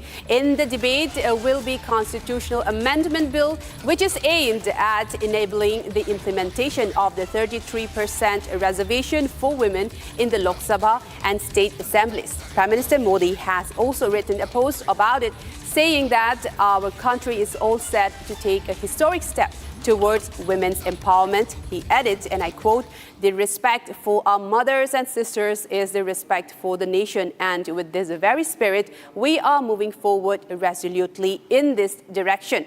The Parliament has called for a special session and is set to take place for 3 days as the discussions will be focused on constitutional amendment bill that will also be tabling the women's reservation bill, women's seat to be reserved for 33%. And this is again a big change is coming in with in ties with the delimitation bill as well, as the electoral landscape will definitely be changing after this bill. I am now joined by my colleague Ishita Mitra from the ground from Vijay Chowk. She is tracking all the details into this latest parliament session. And Ishita, my first question to you is that this parliament is set to begin. What is the situation on the ground? Opposition has also called for special meeting for their MPs as well. The women's bill is now tied to the delimitation bill as well, which is being opposed by the state, by Tamil Nadu as well. So what's the latest that you're picking up at this hour?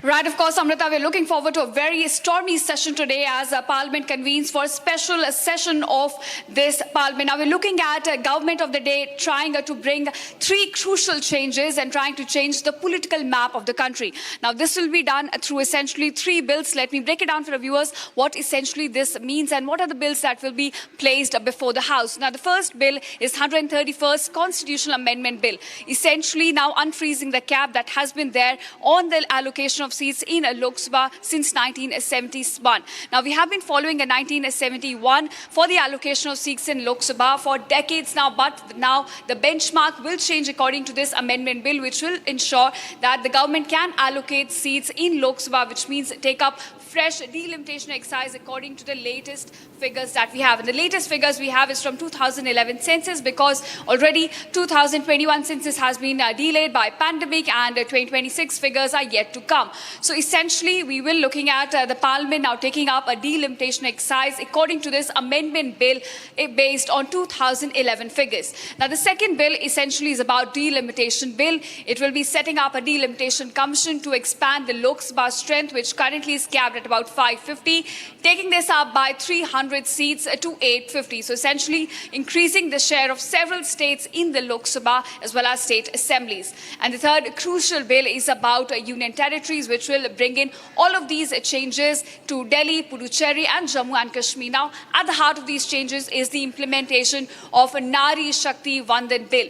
Now, remember, this bill, 106th Amendment Bill, was already passed in 2023, but its implementation was tied to a post-delimitation exercise. But now, as per the Constitutional Amendment Bill 131st, if a delimitation exercise is taken up according to 2011 census, we could see the implementation of Nari Shakti Vandan bill, which is ensuring a 33% quota for women across the length and breadth of the country for the 2029 election. So this is the broader scope of the crucial changes that will be brought up before the Parliament today: expand the size of the Lok Sabha, ensure the implementation of a 33% reservation for women, as well as ensure that there is a fresh delimitation exercise taken up according to 2011 census. Now, we have seen it's a politically sensitive issue because opposition clearly is not on board on this with the government. Now, opposition says they broadly back the Women Reservation Bill, but they're not sure about the delimitation exercise. They're very cautious, in fact, and at this point they say it's a very hasty process, just 3 days given, no consultations held, and this would essentially mean a disadvantage for southern states. Now, remember, southern states have been able to stabilize their population compared to the northern states, where the population has increased since 1971. Now, government of the day says that they will ensure that the proportion of the states as it stands today, it will not change, it will not be disturbed, even if a fresh delimitation exercise is taken up and there is fresh allocation of seats to different states. Now, there is, of course, going to be political disagreements on this, and definitely we are expecting a stormy session as now government proposes these three crucial bills in the Parliament. And Ishita, the bill is also being faced many opposition, but also there's again one more key issues that the oppositions are raising: the quota within a quota regarding OBC women as well. And with this change, with this big, if the bill gets passed, then that has to be addressed. So what are you picking up on the opposition's big voices calling for, especially putting the attention on the quota or within a quota system? How will that work out now? Right, of course, there are some sections from the opposition parties who are calling for a quota of OBCs within the Women Reservation Bill. In fact, not just that, they've also pointed out there are other disagreements. They say it's a very short session, essentially 3 days taken up by the government. There were not a larger consultations and deliberations held with the opposition parties. And what they say that once this comes into effect, it would lead to disadvantage for the southern states. Now, we have seen Tamil Nadu, Kerala, Karnataka, Telangana, Andhra, all of them coming out and voicing their opposition to this bill, saying that once this comes into effect, they will be at a disadvantaged position.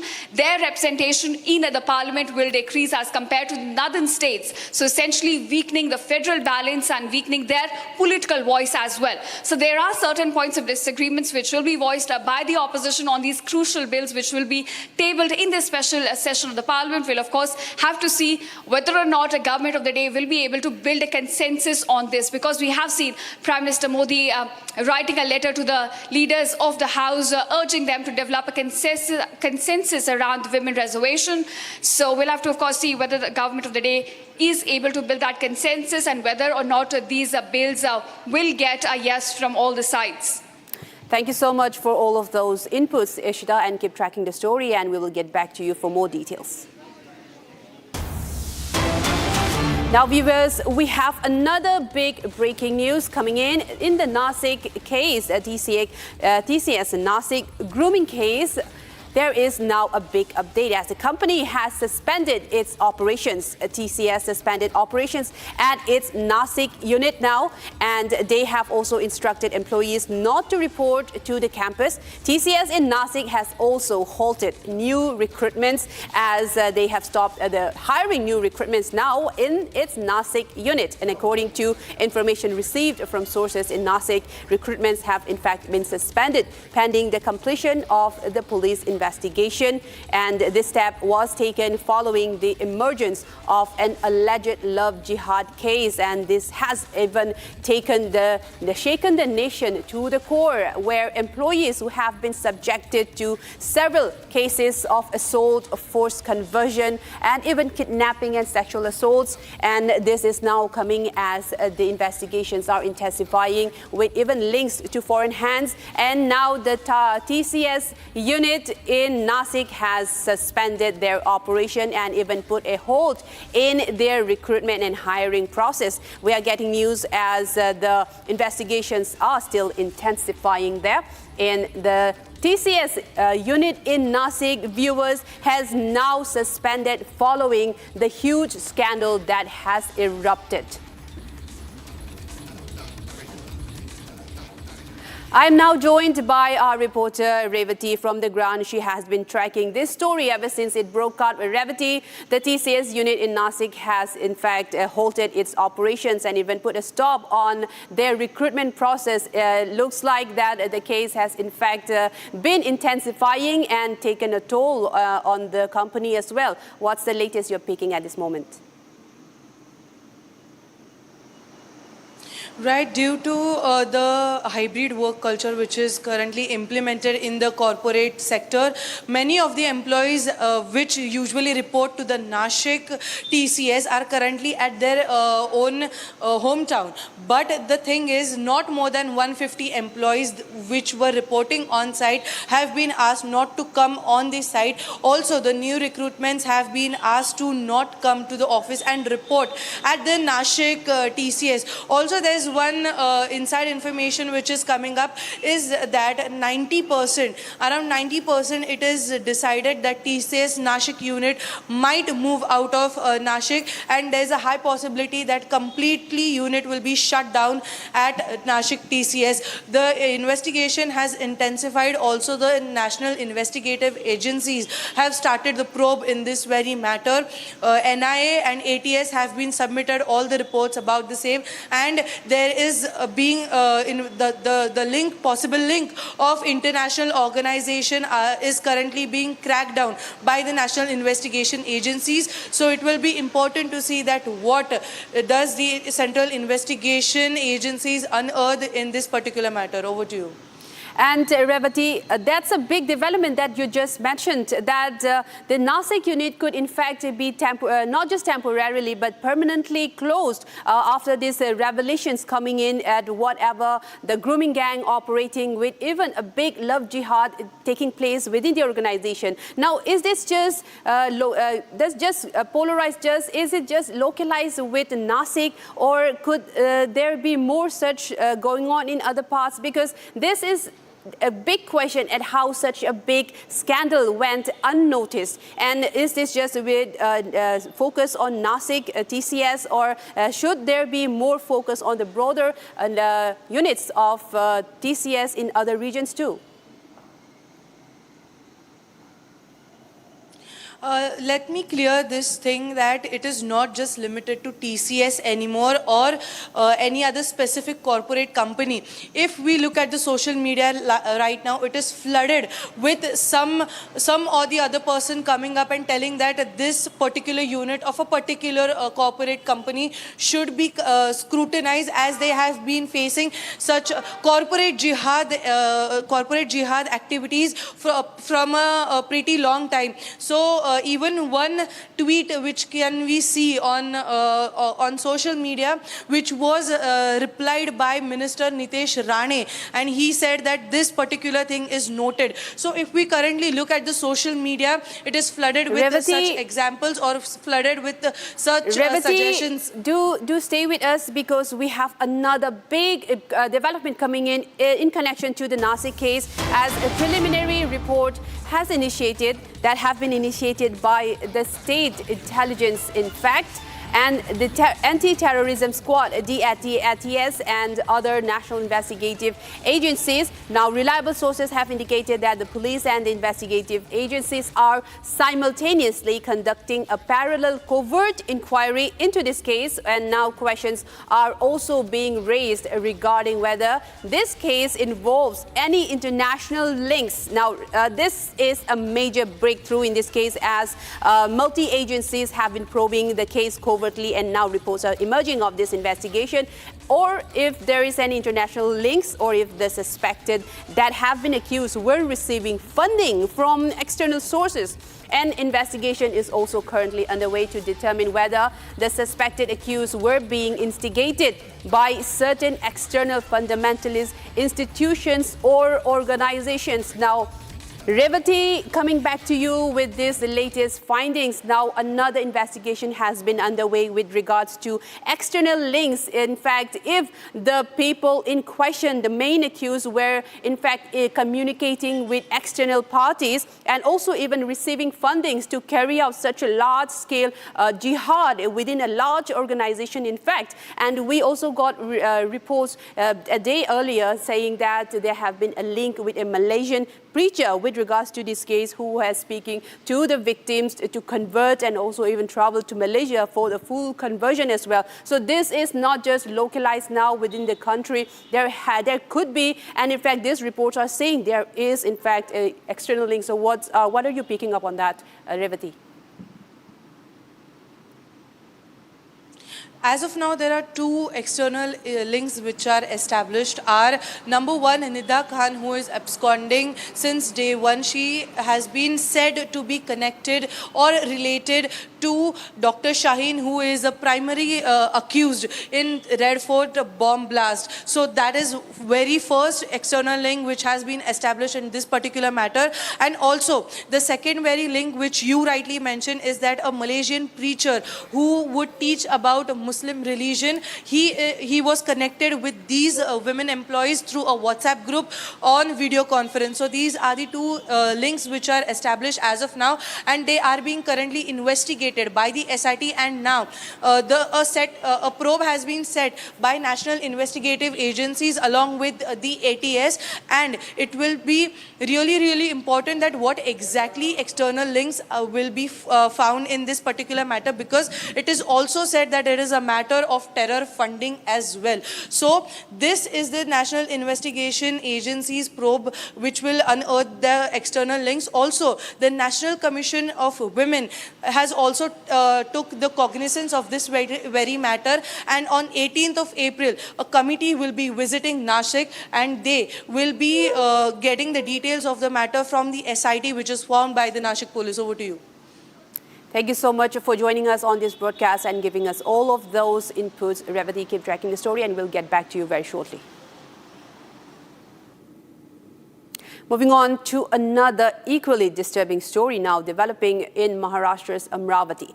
The scandal of the Paratwada sexual assault, and the scale of this case now continues to widen. A special investigation team has now been constituted, even as multiple arrests have been made and several others are under the scanner.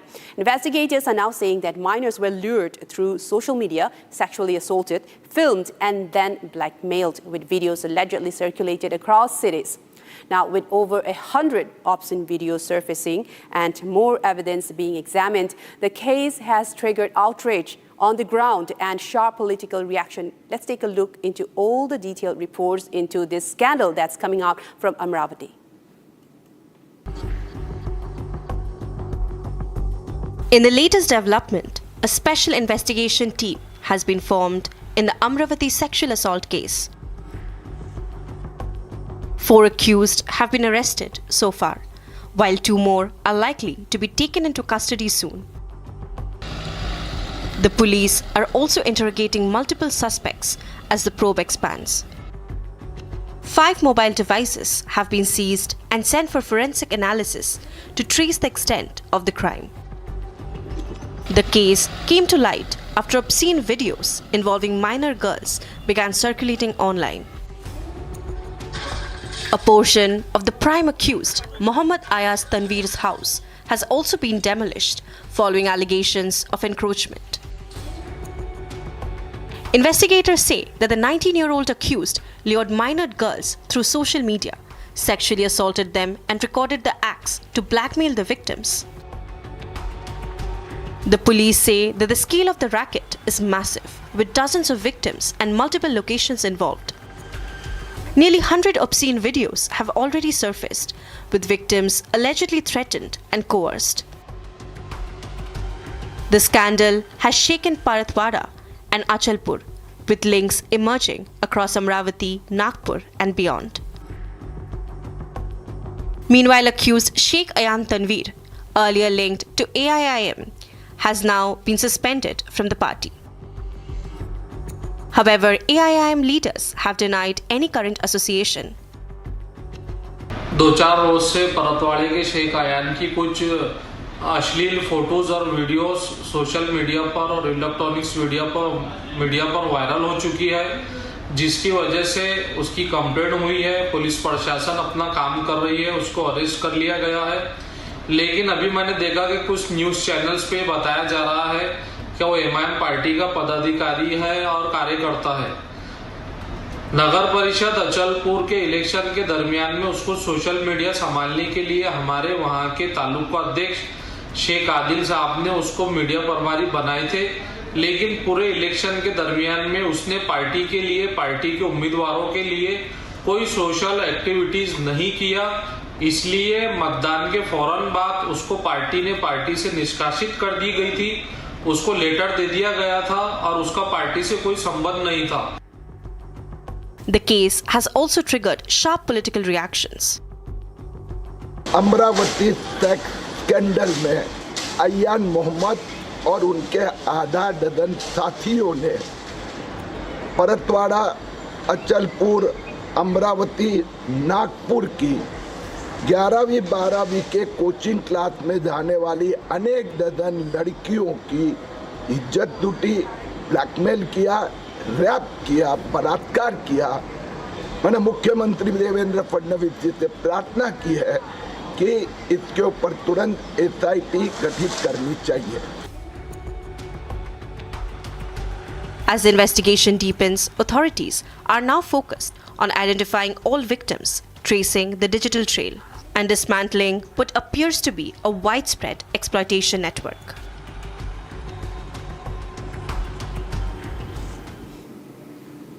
Shocking stories continue to emerge from different parts of the country, even as the Parliament is set to table the Women's Reservation Bill. But taking a short break for now, and we will bring you more details in these stories as ED arrests Amitabh Junjunwala and Amit Bapna, close eyes of Anil Ambani in loan fraud case.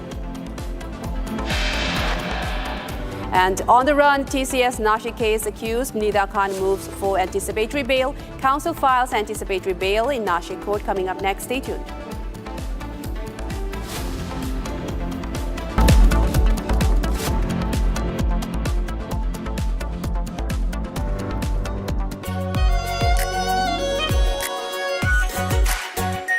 R Pure Shahi Paneer Masala. Delicious, healthy, every day. केसरिया से मन जोगी हुआ रे, दिल झूमे देखो मतवारा हुआ रे।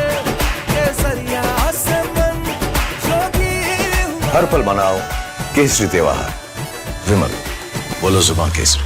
प्यास बुझाए, ठंडक लाए, सबको भाए जीरा से। MTH का जलजीरा जीरा से। जीरा से असली रिफ्रेशिंग, असली स्वाद, असली मजा।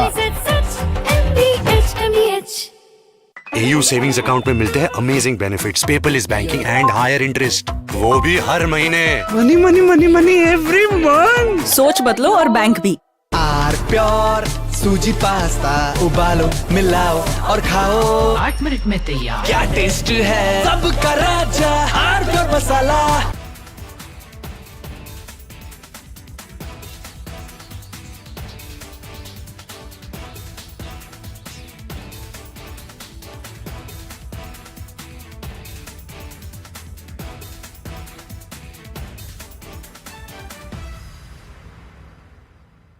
The Indian Air Force is giving its old MiG-29 fighter jets a powerful new weapon from Britain that turns them into modern fighters ready for today's battles.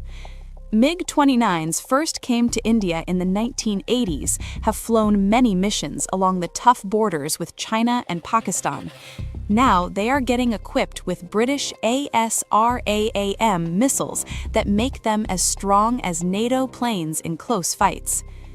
The Ministry of Defense sent out a request for proposals to fit the Advanced Short-Range Air-to-Air Missile on the MiG-29 UPG version. This British missile from the company MBDA replaces the old Russian R-73 that pilots used for years. The R-73 could only reach targets 10 to 15 kilometers away, which forced pilots to fly too close to the enemy and take big risks. The ASRAAM changes all that. It can hit targets more than 25 kilometers away, almost double the old range. It flies at Mach 3 speed and uses a smart infrared seeker that ignores enemy flares and jamming better than before. The Indian Air Force flies more than 55 of these MiG-29 UPG jets in frontline squadrons. These planes guard the northern and western borders day and night. Earlier upgrades added new radars, engines, and digital cockpits, but the short-range missiles stayed old. Now the ASRAAM brings fire and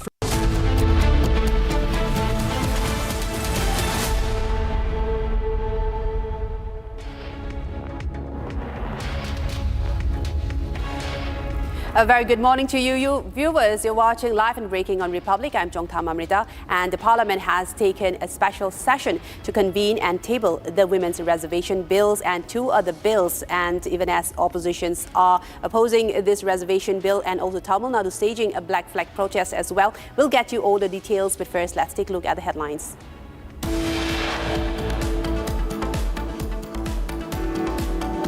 Women Reservation Amendment Bill is set to be tabled by Union Minister Arjun Ram Meghwal today. PM Modi has termed this a historic step for women empowerment. Tamil Nadu Chief Minister M.K. Stalin hoisted black flags in Namakkal, opposing centre's proposed Delimitation Amendment Bill.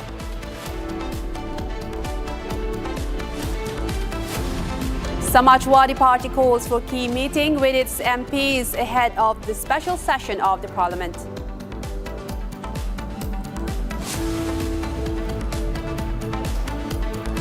On the run, TCS Nasik case accused Nida Khan moves for anticipatory bail. Council files anticipatory bail and in the Nasik court. TCS suspends operations at its Nasik unit. TCS has instructed employees not to report to the campus. TCS has also halted new recruitments at its Nasik unit.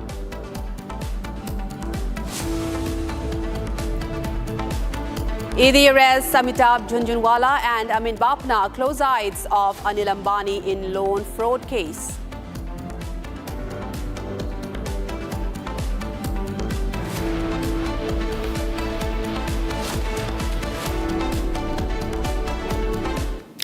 Continuing our coverage of the Parliament session, the special session called to convene, and on the Women's Reservation Bill and the Delimitation Bill as well. The government will now hold this Parliament session very shortly, and in the debate will be Constitutional Amendment Bill discussed as well, which is aimed at enabling the implementation of a 33% reservation for women in the Lok Sabha and state assemblies.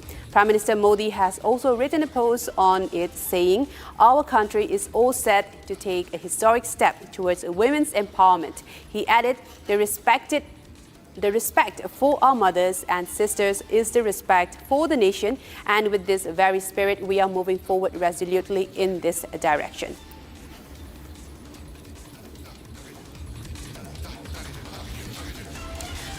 I'm now joined by my colleague Ishita Mitra, who has been tracking all of the details on the special parliament session convened today for 3 days. Ishita, we have just spoken before, and I want to know from you all the details on the ground as of now, who has arrived in the parliament for now, the special session. And as you mentioned, that there are 3 bills that will be discussed as well. And I want you to break it down for our viewers as well. Right, of course, Amrita, we are looking forward to a very stormy session today as government convenes a special session for 3 days to bring in 3 crucial bills. Now, the big point is that opposition are coming in from several parties, including a DMK, Aam Aadmi Party, Congress, SP is now getting stronger and stronger. We are looking at DMK MP Kanimozhi now introducing a notice to oppose the introduction of 3 crucial bills, including 131st Amendment Bill. And not just that, a Congress MP has also introduced a motion of notice to oppose the introduction of these bill. Now, essentially, all of these opposition parties, which is in fact fronted by DMK in this case, which has begun its black flag protest in the state, is now saying that this is nothing to do with the Women Reservation Bill. It is not something that has to champion the rights of women or to introduce a 33% quota for them across the length and breadth of the country. Opposition is united. They're clearly saying that it is a move by the BJP to introduce a delimitation exercise, to delink it from its current census and to ensure that they can do a power grab with this move.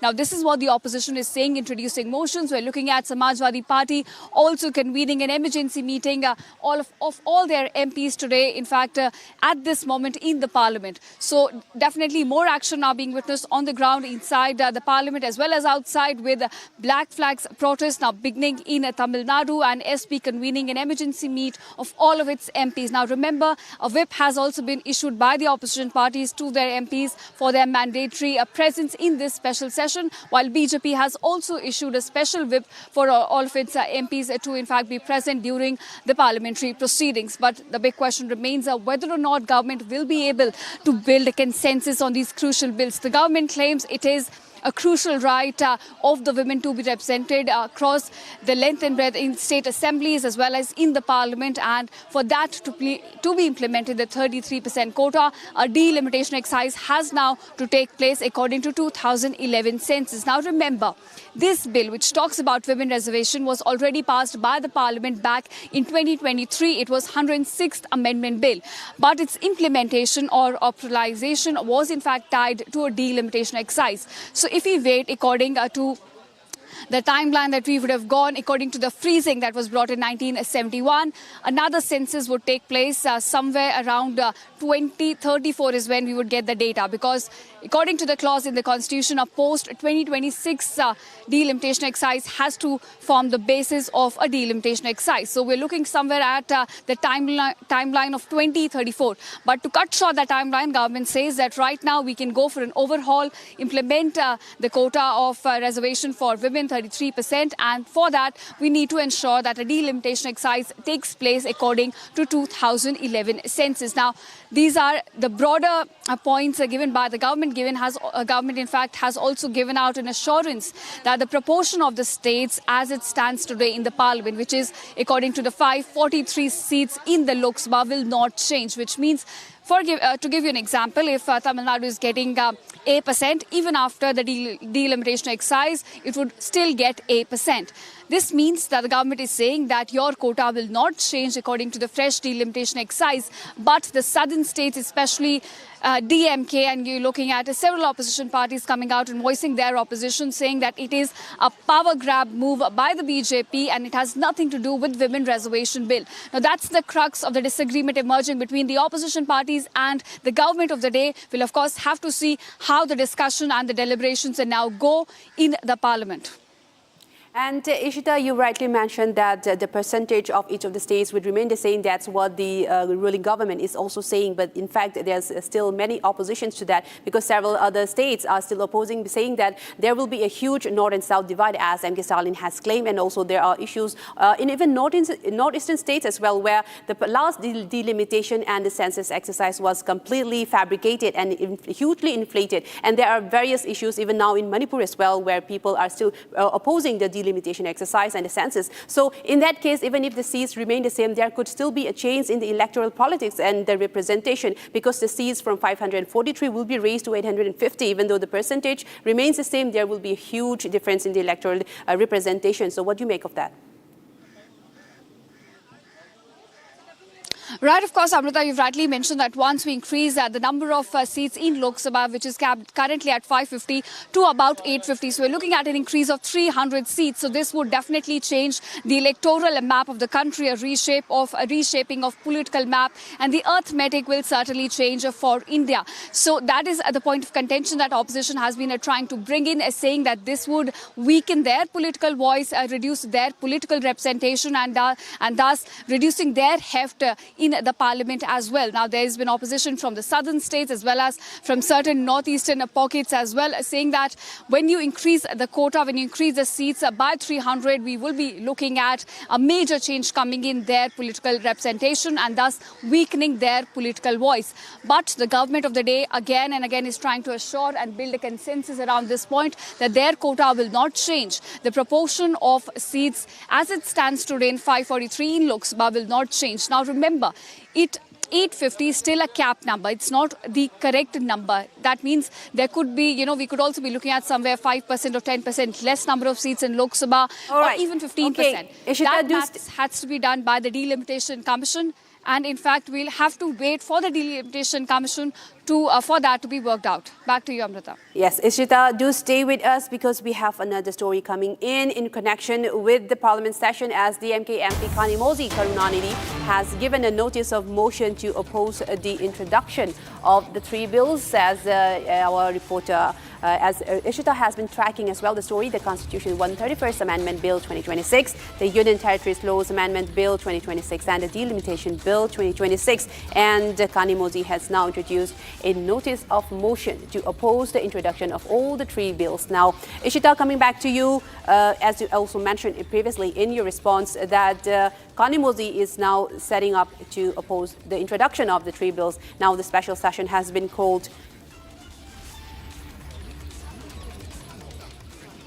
Right, of course, Amrita, we have seen that DMK has been at the forefront of this opposition, coming in from several political parties against these three crucial bills. Now, the first bill is the 131st Amendment Bill, the second is a Delimitation Bill, and the third is, of course, the Union Territories Law Bill. Now, DMK MP Kanimozi has introduced a notion of a motion of a notice, in fact, to oppose the introduction of these three crucial bills in the Parliament today, as the special session will be convened in just a short while from now. Now, DMK essentially says it has nothing to do with the Women Reservation Bill, and government... Continue to stay with us. Shita, continue to stay with us, because we are also joined by Sharda from Chennai now, continuing to track all of the stories as well. And... Sharda, thank you so much for joining us. And now we are going to tell you, we're going to ask about some of these issues that's coming in from Tamil Nadu, as well as DMK has opposed the bill and now starting a black flag protest against the bill as well. So what are the key issues that they are saying regarding this bill that's going to be convened and tabled and discussed today?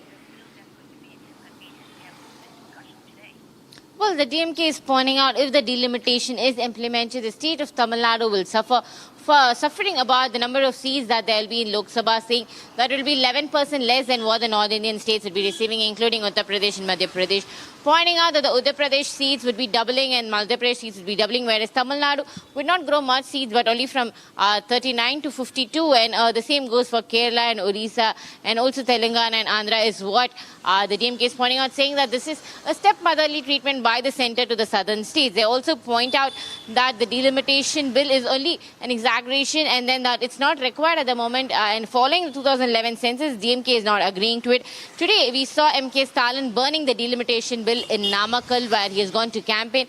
The same way, there's a protest held by all the DMK members across the state, outside their houses and outside the DMK branch offices in every district, to burn the delimitation bill and also hoist a black flag and show black flag for the next 3 days, showing their opposition for the delimitation bill that is going to be discussed in the Parliament in the upcoming 3 days, Amrita.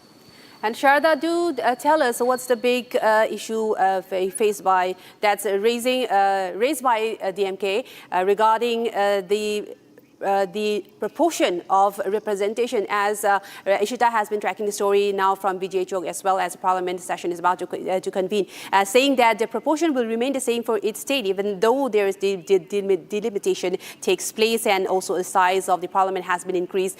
Most of the proportion of each states will remain the same as it was before. So what's the big nexus, or what is the big crux that the DMK are saying with regards to this point? Well, the delimitation is being used by the DMK for their political gain. The elections are set to happen on the April 23rd, as we all know, for in the state of Tamil Nadu.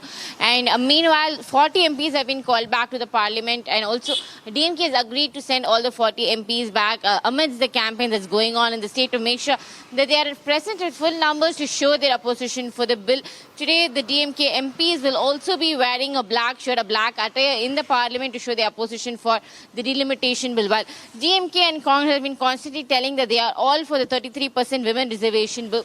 When there's a question that the women reservation bill will come into place only after the delimitation is done, the question remains whether they do not agree for the delimitation, pointing out that the women's bill can be passed on a later date after on a proportional base the delimitation is done. They're saying that the pro rata basis that can be done for the states is it's enough and not a population base, because considering the 2011 census, the DMK says they follow the faction of family planning that was a directive given by the center, and now the population in the southern states compared to the northern states are very less, and that if the delimitation is done by the population, the southern states will suffer a lot, and that's the backdrop for them when it comes to delimitation. This is what the main point that the DMK is pointing out. However, they have not given an alternate solution. While the centre has said it's pro rata basis and all states will have an increase in number of the Lok Sabha MPs, they're speaking about not reduction in numbers but also saying the representation of the North Indian states will be more in the parliament, and that's their main worry.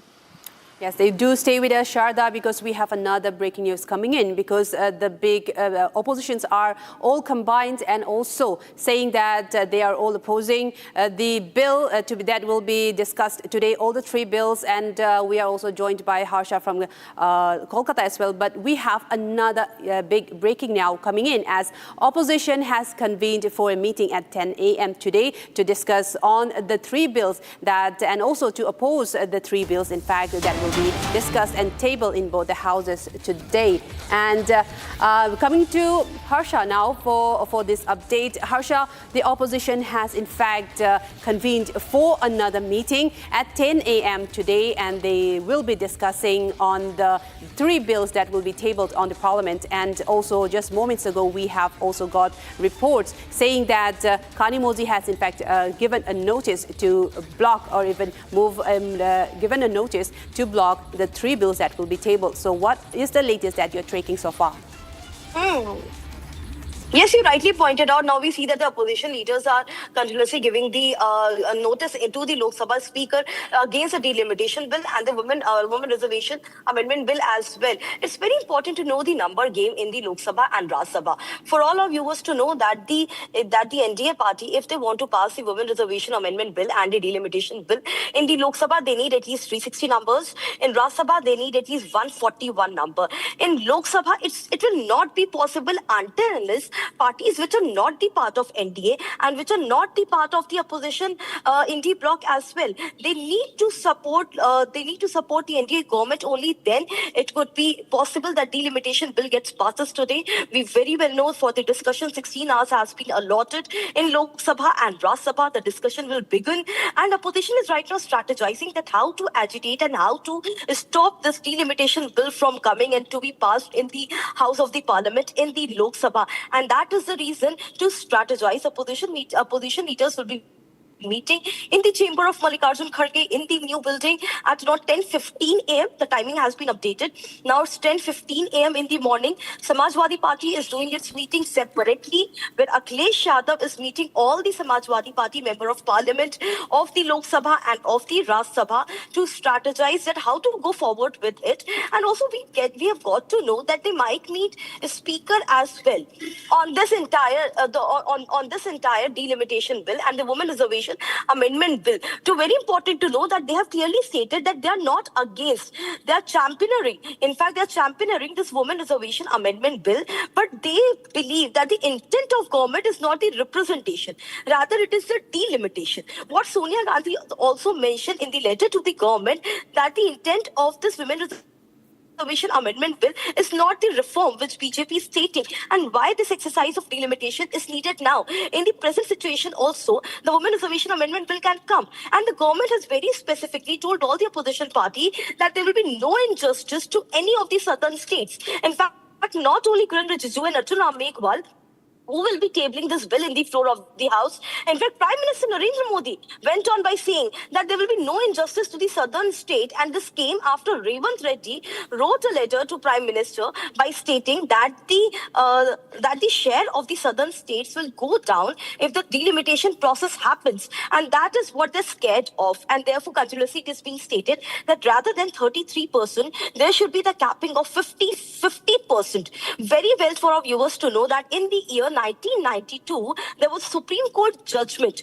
on the Women Reservation Bill on this 50% capping, and it was not overruled. And therefore, the government sources are telling us that government can't be mentioning this 50% capping issue in the copy of the bill. Rather, they will be suggesting, they'll be recommending the Delimitation Commission, that if Delimitation Commission can think about it, about the 50% capping. So they have not clearly denied about the 50% capping to the opposition leaders, and therefore a lot of strategizing is right now happening in the parliament to tell our viewers that 11 o'clock is when both the House of the Parliament will begin its proceedings today. 11 o'clock, there's no business hours, there's no 0 hours in the Lok Sabha, and directly Law Minister Arjun Ram Meghwal along with Kiran Rijiju will be tabling this delimitation. All right, thank you so much. Yes, definitely. Together, and then the discussion will begin.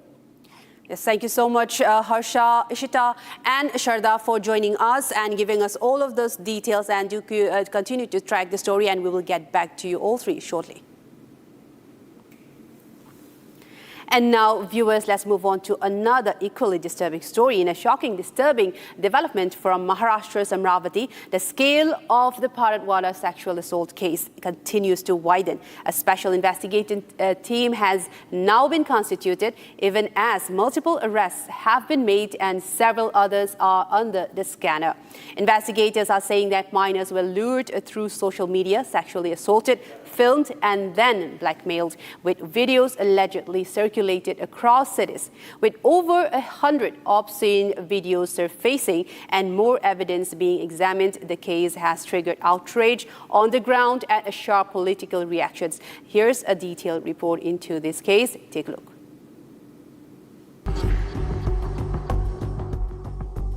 In the latest development, a special investigation team has been formed in the Amravati sexual assault case. 4 accused have been arrested so far, while 2 more are likely to be taken into custody soon. The police are also interrogating multiple suspects as the probe expands. 5 mobile devices have been seized and sent for forensic analysis to trace the extent of the crime. The case came to light after obscene videos involving minor girls began circulating online. A portion of the prime accused, Mohammad Ayaz Tanveer's house, has also been demolished following allegations of encroachment. Investigators say that the 19-year-old accused lured minor girls through social media, sexually assaulted them and recorded the acts to blackmail the victims. The police say that the scale of the racket is massive, with dozens of victims and multiple locations involved. Nearly 100 obscene videos have already surfaced, with victims allegedly threatened and coerced. The scandal has shaken Bharatwala and Achalpur, with links emerging across Amravati, Nagpur and beyond. Meanwhile, accused Sheikh Ayan Tanveer, earlier linked to AIIM, has now been suspended from the party. However, AIIM leaders have denied any current association. 2-4 रोज से परतवाड़ी के शेख आयान की कुछ अश्लील photos और videos social media पर और electronics media पर viral हो चुकी है, जिसकी वजह से उसकी कंप्लेंट हुई है। पुलिस प्रशासन अपना काम कर रही है, उसको अरेस्ट कर लिया गया है। लेकिन अभी मैंने देखा कि कुछ न्यूज चैनल्स पे बताया जा रहा है कि वो एमआईएम पार्टी का पदाधिकारी है और कार्यकर्ता है। नगर परिषद अचलपुर के इलेक्शन के दरमियान में उसको सोशल मीडिया संभालने के लिए हमारे वहां के तालुका अध्यक्ष शेख आदिल साहब ने उसको मीडिया प्रभारी बनाए थे। लेकिन पूरे इलेक्शन के दरमियान में उसने पार्टी के लिए, पार्टी के उम्मीदवारों के लिए कोई सोशल एक्टिविटीज नहीं किया। इसलिए मतदान के फौरन बाद उसको पार्टी से निष्कासित कर दी गई थी। उसको लेटर दे दिया गया था और उसका पार्टी से कोई संबंध नहीं था। The case has also triggered sharp political reactions. Amravati sex scandal में अयान मोहम्मद और उनके आधा दर्जन साथियों ने परतवाड़ा, अचलपुर, अमरावती, नागपुर की 11वीं 12वीं के कोचिंग क्लास में जाने वाली अनेक दर्जन लड़कियों की इज्जत लूटी, ब्लैकमेल किया, रैप किया, बलात्कार किया। मैंने मुख्यमंत्री देवेंद्र फडणवीस जी से प्रार्थना की है कि इसके ऊपर तुरंत एसआईटी गठित करनी चाहिए। As the investigation deepens, authorities are now focused on identifying all victims, tracing the digital trail, and dismantling what appears to be a widespread exploitation network.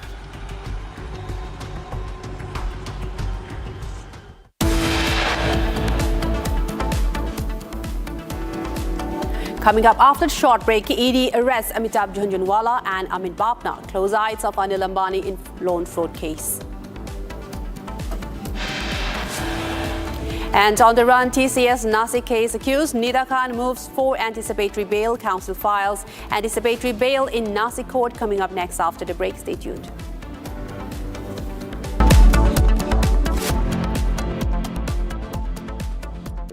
In the global employability rankings by Times Higher Education UK, only the following 6 institutions from India are ranked amongst the top 230 in the world for having the most employable graduates. IIT Delhi, IISc Bangalore, IIT Bombay, IIM Ahmedabad, IIT Kharagpur and Amity University. थोड़े में ज्यादा स्वाद यही तो है इसकी खास बात। वाओ मम्मा क्या स्वाद है। अरे मेरे राजा, राजा और मसाला।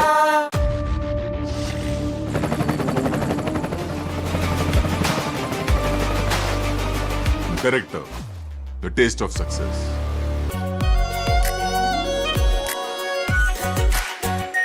R Pure Shahi Paneer Masala.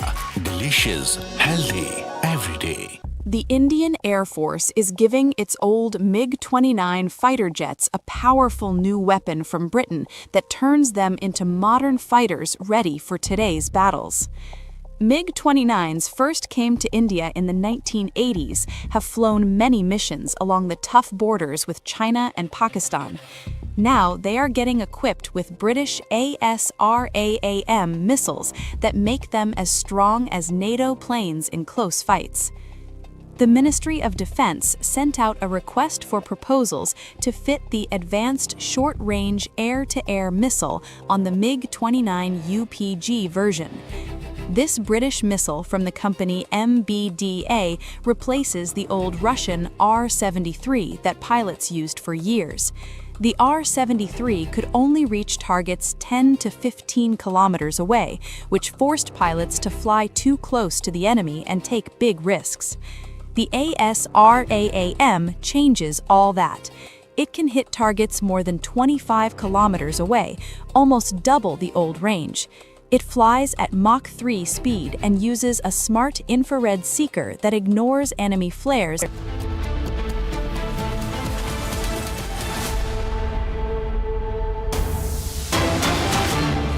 Now, viewers, we are getting another big breaking news. U.S. Central Command has said U.S. naval vessels are on patrol in the Gulf of Oman as CENTCOM continues to execute a U.S. blockade on ships entering and departing Iranian ports. U.S. forces are present now at the sea, vigilant and ready to ensure compliance coming in as the U.S. has enforced a naval blockade in the Strait of Hormuz and the Persian Gulf. And now CENTCOM has said that U.S. naval vessels are on patrol in the Gulf of Oman, and CENTCOM is in fact tracking all of the ships entering and departing Iranian ports. This is incoming as there's much tension and pressure on Iran to open the Strait of Hormuz following the failure of the Islamabad talks, even as second round of talks is underway in place.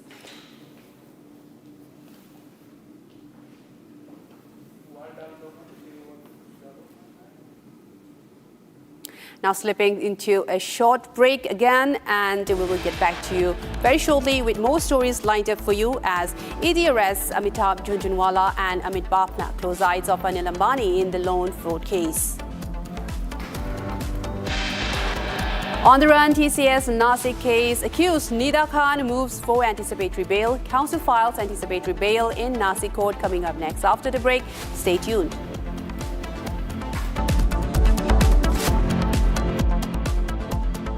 चमकी चाट से क्या बना है? Sandwich लस्सी और छाछ हर घूंट में चमकी चाट। अब बताओ स्वाद आया? आया। असली स्वाद सिर्फ चमकी चाट। रानी, इस घर में कुछ है जो टूटता नहीं। ये पिलर कभी नहीं टूटेगा। रुंगटा स्टील TMT से बना। रुंगटा नहीं तो घर स्ट्रॉन्ग नहीं। रुंगटा स्टील TMT बार एकदम सॉलिड। प्योर सूजी पास्ता उबालो, मिलाओ और खाओ। 8 मिनट में तैयार। क्या टेस्ट है सबका राजा hardware masala.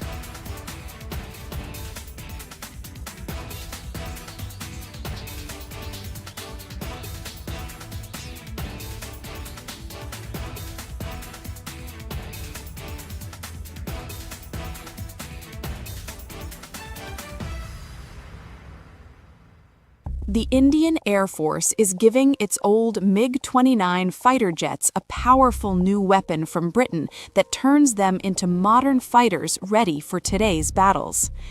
MiG-29s first came to India in the 1980s, have flown many missions along the tough borders with China and Pakistan.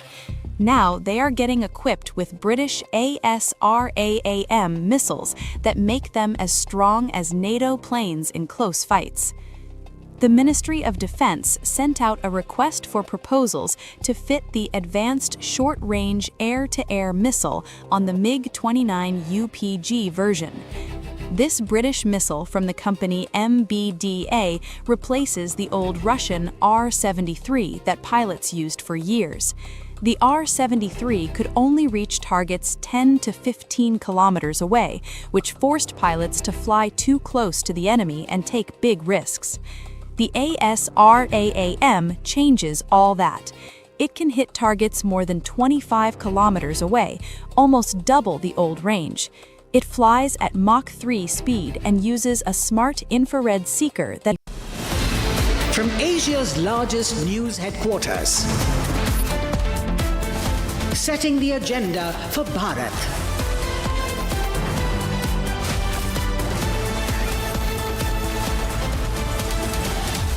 You're watching Republic.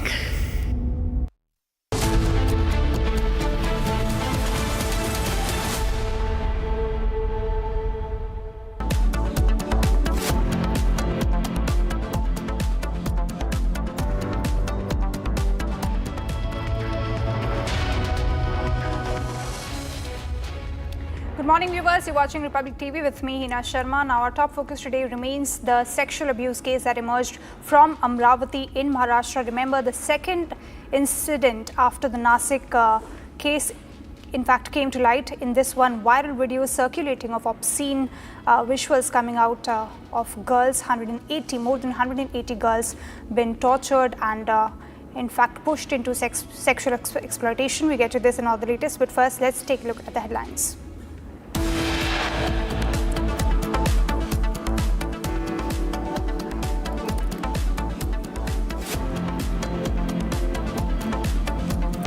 Women Reservation Amendment Bill is all set to be tabled by Union Minister Arjun Ram Meghwal today.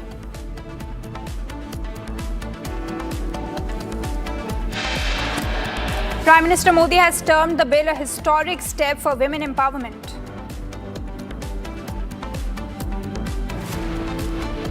Tamil Nadu Chief Minister M.K. Stalin hoisted black flag in Namakak opposing centre's proposed delimitation amendment bill. Samajwadi Party calls for key meeting with its MPs ahead of special session of Parliament.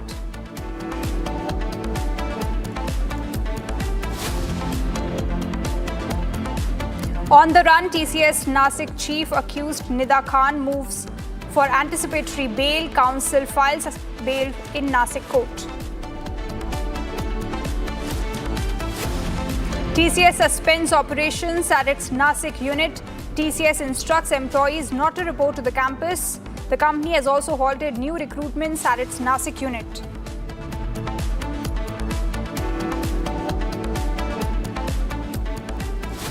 ED arrests Amitabh Jhunjhunwala and Amit Bapna, close aides of Anil Ambani in loan fraud case.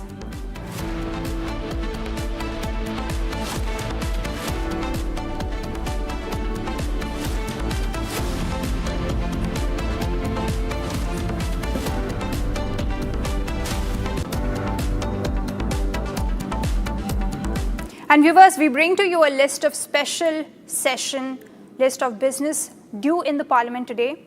First, there will be discussion taking place.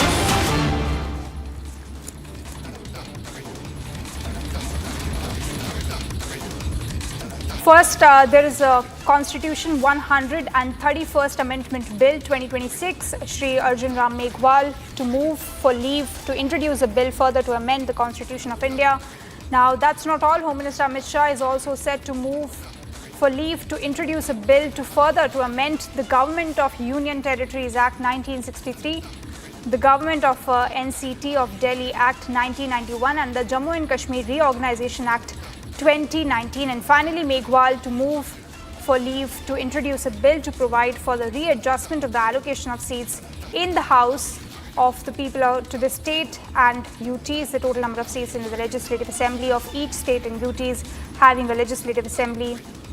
Now, viewers, I have, in fact, Senior Executive Editor Abhishek Kapoor to get us more details on this. Abhishek, a packed day today at Parliament as the opposition party in the centre are going to debate on the three crucial bills. Of course, there'll be a lot of discussions happening about delimitation and the Women's Reservation Bill.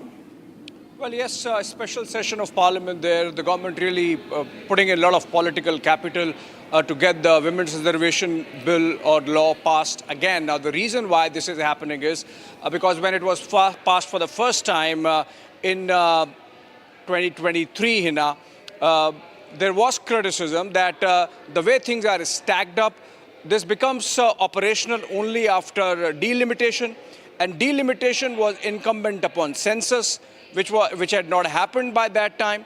And so the women's reservation in Parliament and the state assemblies would have become operational, would have got actualized only by 2034. And the opposition had sought to give a slant that perhaps the government is only concerned about optics and that it does not really want women's reservation to kick in the soonest possible time. So to address that criticism, this fresh Constitution 131st Amendment Bill is being brought in and dependent bills of the delimitation and the Union Territories so that the women's reservation scheme can be implemented by the 2029 general elections itself. Also, the provisions in the new bills make it incumbent upon women's reservation to be applicable in state assemblies as and when the assemblies go for their general elections, also union territories. So that's the reason why all these three bills are being brought in. That's the government side.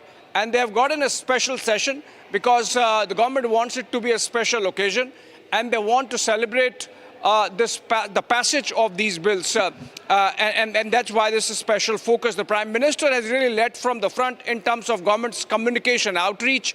He has written letters to all the members of Parliament. He has written letters to leaders of opposition parties that they should give up whatever concerns they have and join in and see this as a movement to get women as part of our parliament and the legislatures, the state assemblies in that many proportion, which is 33% as given in the law. Now, the opposition has some concerns.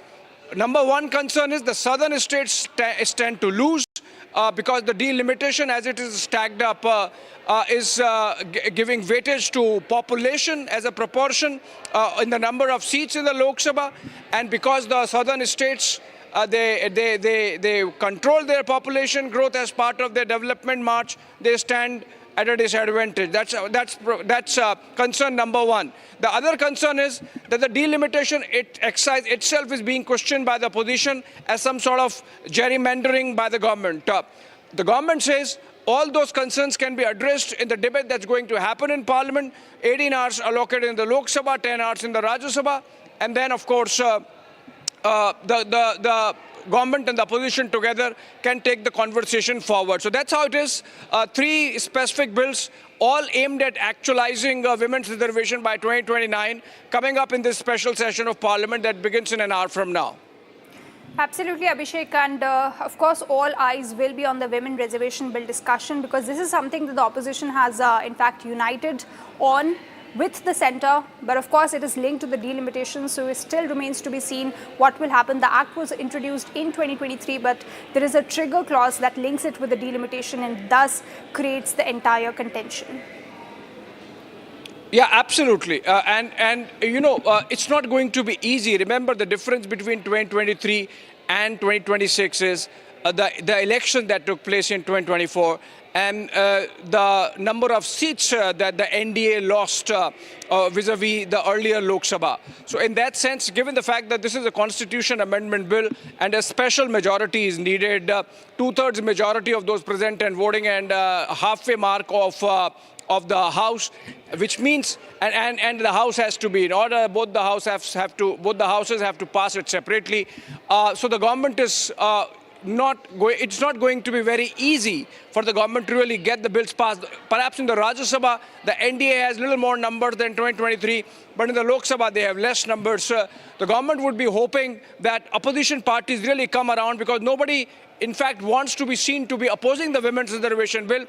There are concerns about the ratio and proportion of southern states and the concerns about delimitation as a tool of gerrymandering. The government says all those concerns, they would be addressed when the Union Home Minister takes to the floor and puts across government side. In fact, Prime Minister is going to be participating in both the houses, Lok Sabha today, Rajya Sabha tomorrow, and put it strongly that this is essentially about women's reservation and to make sure that it becomes operational by 2029. So that's one concern that on the side of the government, that because they do not have the kind of number that they had in 2023, they are dependent on the opposition really coming around and some parties perhaps abstaining to get the Constitution Amendment Bill passed. Yes, absolutely right. Abhishek, thank you so much for getting us all the latest details in this. Now, viewers, shifting our focus to more news from the bank fraud case that is under probe right now, linked to Anil Ambani's Reliance Group. Now, in the latest breaking that we have, Anil Ambani's aides who were arrested yesterday have now been produced in the court. This is the latest that we have, that the close aide of Anil Ambani, Amitabh Jhunjhunwala and Amit Bapna They have reached Rouse Avenue Court in Delhi. This is the first information that you have on Republic TV.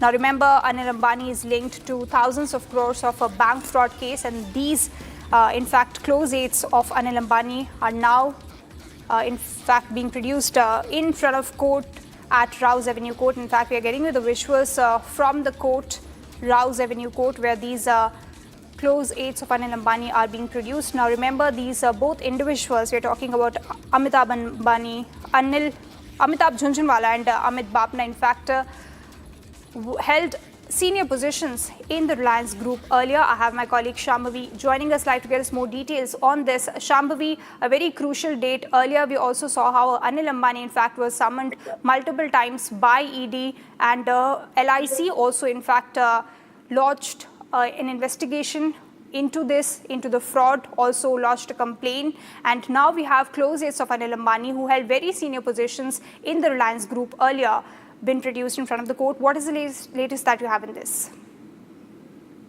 Well, let me tell our viewers that the visuals that you're seeing, those are exclusive visuals that Republic is bringing to you. You can see Amitabh Jhunjhunwala and Amit Bapna, who are there arriving at the Rouse Avenue Court to be presented before the special judge, Hassan Anzar. Absolutely exclusive visuals that you can see only on Republic TV. These are the visuals of Amitabh Jhunjhunwala and Amit Bapna, who were here, very, very close aides of Anil Ambani. Both of them, they were involved in making a lot of important financial decisions, and they were allegedly involved in moving the money from one place to another through fictitious transactions, through a lot of other ways. And there are allegations that they were the ones who were responsible with the knowledge of Anil Ambani when the money was being moved. As you can see, Amitabh Jhunjhunwala and Amit Bapna, close aides of Anil Ambani in the entire matter of money laundering of more than 2,000 crores, more than 2,000 crores, taxpayers' money, which was taken through loan by Anil Ambani. And then they were, instead of being used for what it was intended to, they were shared through several shell companies. They were moved around and given loan to weaker companies, to shell companies. There were a lot of fictitious transactions which were used. And these two people are extremely close aides of Anil Ambani, who are responsible for key financial decisions. And they might have allegedly been involved in making those key decisions, in those movement of money, in the movement of the taxpayers' money, thousands of crores spent in money laundering transactions, in fictitious transactions, and they will present it before the special judge Hassan Anzar today. The visuals that you're seeing, again for our viewers, absolutely exclusive visuals that you see of Amitabh Jhunjhunwala, and Amit Bapna, both close aides of Anil Ambani, extremely close aides of Anil Ambani, very trusted people of Anil Ambani, senior executives of the company, of the Reliance company, and they are responsible for making key decisions, for making key financial decisions. So something of that sort, where more than 2,000 crore money was laundered, which was taken through loan by banks, was transferred through shell companies, was actually transferred through fictitious transactions. And there was a lot of movement of money which was illegal. Taxpayers, and we're talking about the taxpayers' money here, money that was moved for reasons that were not intended for the loan. Back to you. Absolutely, Shambhavi. And of course, these individuals held very key positions, senior positions in the Reliance Group. And they also misguided the lenders in order to secure the investment. They misguided the lenders as far as the health of the company is concerned at that time, and they then were able to secure loans. Well, yes, the entire probe is linked to the Reliance Home Finance and the Reliance Commercial Finance, and how the ED is currently investigating the loan fraud and the money laundering, because the companies took huge loans from such banks and financial institutions. And instead of using that money properly, it was allegedly used to give loans to weaker companies, to shell companies, sent to other companies linked to the groups, used in various fictitious transactions. And these two people, Amitabh Bhattacharya and Amit Bapna, being key executives, being very close aides of Anil Ambani, shows that allegedly they were involved in the movement of a lot of money of more than 2,000 crores, which was taken of the taxpayers' money and the entire money laundering. So now they will be investigated. They will be questioned by ED on various terms. Even Anil Ambani and his wife and his son, for that matter, have been summoned several times by ED and CBI, and they have skipped some. They have attended, appeared in some, and there has been inconsistent presence of Anil Ambani, for that matter. But again, this is a huge development that Republic is showing you on your screens right now. Republic exclusive, the visuals of Amitabh Jhunjhunwala and Amit Bapna arriving in Rouse Avenue Court to be presented before Hassan Anzar, Special Judge Hassan Anzar. Back to you. Right, Shambhavi. And in fact, these are the exclusive images that we're getting our viewers of these two individuals very close to Anil Ambani. And Shambhavi, multiple properties are continuing to be searched by ED as well, linked to Anil Ambani's company Reliance Group. And of course, these individuals will now be in focus, as authorities are not, in fact, mellowing down as far as investigation is concerned. This is serious because thousands of crores were laundered, in fact, with the help of shell and dummy companies. Well, yes, the investigation is not stopping anytime soon because till now, just Anil Ambani and his wife is being interrogated. Even CBI has summoned his son in a related interrogation, but this investigation is not stopping anytime soon because new people who were involved, who were close aides of Anil Ambani are now being arrested. They're now being presented before the court. New people are bringing in because this was a huge money laundering case, alleged money laundering case, which would involve more than just one person taking decisions. Now, whether the fact that these decisions, these financial transactions, although are being the key financial transactions which were being handled by Amitabh Bhattacharya, for that matter, were taken with the knowledge of Anil Ambani or not, or were he acting on instructions? There are a lot of questions that still needs to be answered and will only be answered after the investigation continues with the ED. Back to you. Absolutely, Shambhavi, you're right, because these individuals worked right under Anil Ambani. Now, Anil Ambani says that in 2017 he was not part of the board and thus he should not be charged with these allegations. But the question is that these close aides are now coming to light. So, of course, a deep questioning will be done and more things, more layers will be uncovered. Definitely, and there are a lot of questions that still needs to be answered for even the money that was taxpayers' money, which was taken and was not used for the intended purpose.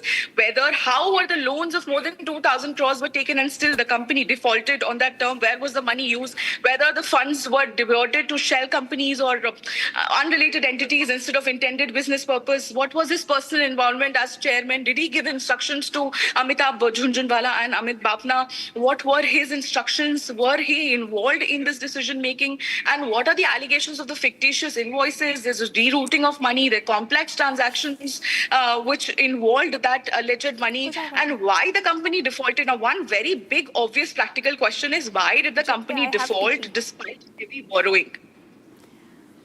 All right, thank you so much, Shambhavi. We continue to track this very important story for us. But now, shifting our focus to more news, viewers, in a shocking and deeply disturbing development from Maharashtra's Amravati. The scale of the Paratwada sexual assault case continues to widen. A special investigation team has now been constituted, even as multiple arrests have been made and several others are under the scanner. Investigators say minors were lured through social media, sexually assaulted, filmed and then blackmailed, with videos allegedly circulating across multiple cities.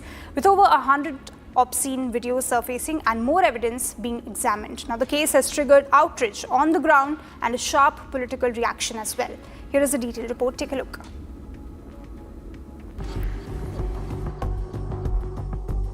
In the latest development, a special investigation team has been formed in the Amravati sexual assault case. 4 accused have been arrested so far, while 2 more are likely to be taken into custody soon. The police are also interrogating multiple suspects as the probe expands. 5 mobile devices have been seized and sent for forensic analysis to trace the extent of the crime. The case came to light after obscene videos involving minor girls began circulating online. A portion of the prime accused, Mohammad Ayaz Tanveer's house, has also been demolished following allegations of encroachment.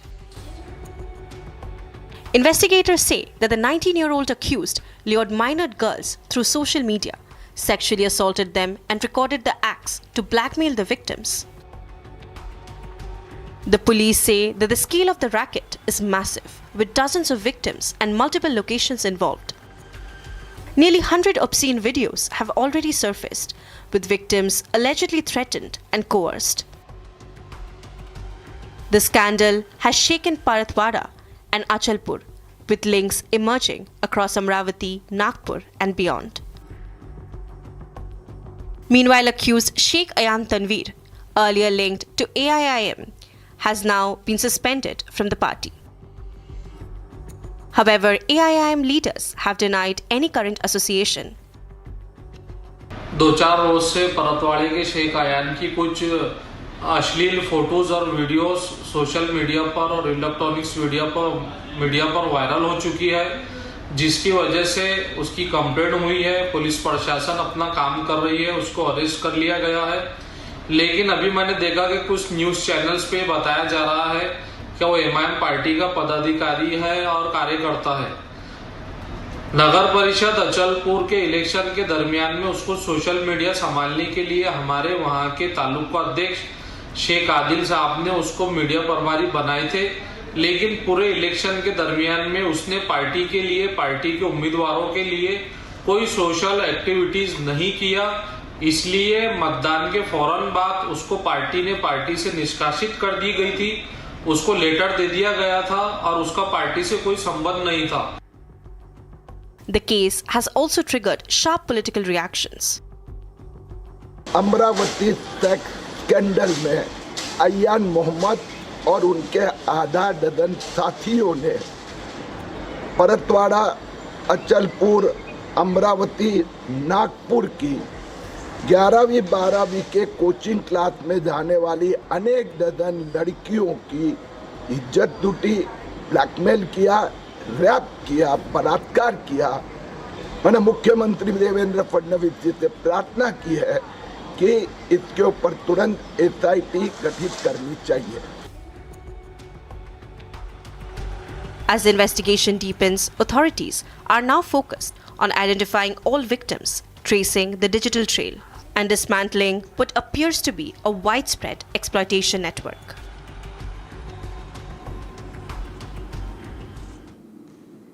And now viewers, another breaking news that we are getting. Union Parliamentary Affairs Minister Kiren Rijiju has spoken and reacted on the upcoming parliamentary special session.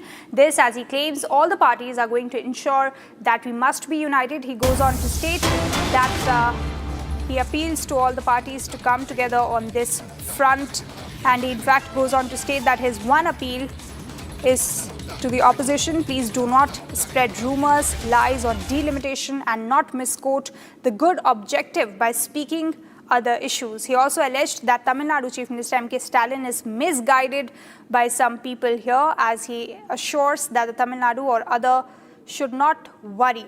He also appealed that they should not misguide the people and that everybody will be given fair chance and opportunities. Let's listen to what Kiren Rijiju said.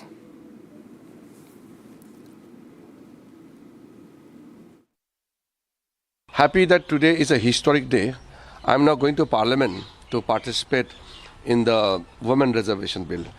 This Nari Shakti Vandan Adhiniyam is historic piece of legislation which will be forever remembered, that Parliament of India has taken this historic decision to provide 33% reservation for the women in the Lok Sabha and in the assemblies of different states.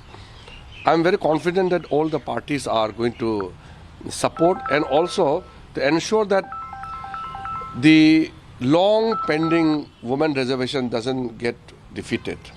This is a clarion call from Honorable Prime Minister and the women of India. We must be united.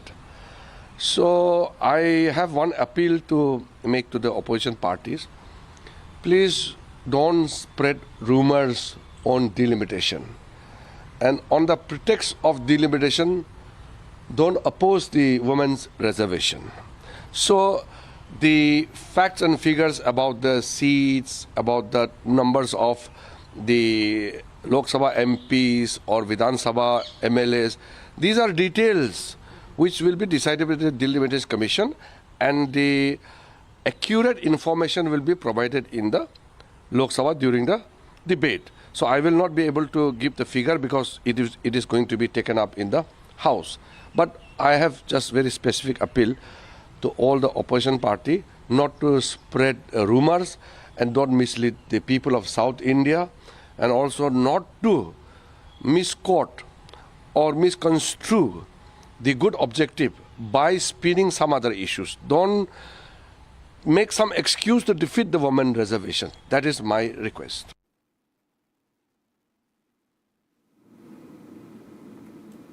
So essentially, Centre, they are assuring the South leaders that there will be no discrimination against them, and it is not going to benefit northern states In fact, don't go anywhere. We'll get you more details on the other side of the break. A Women Reservation Amendment Bill is all set to be tabled by Union Minister Arjun Ram Meghwal today. Prime Minister Modi has termed the bill as a historic step for women empowerment.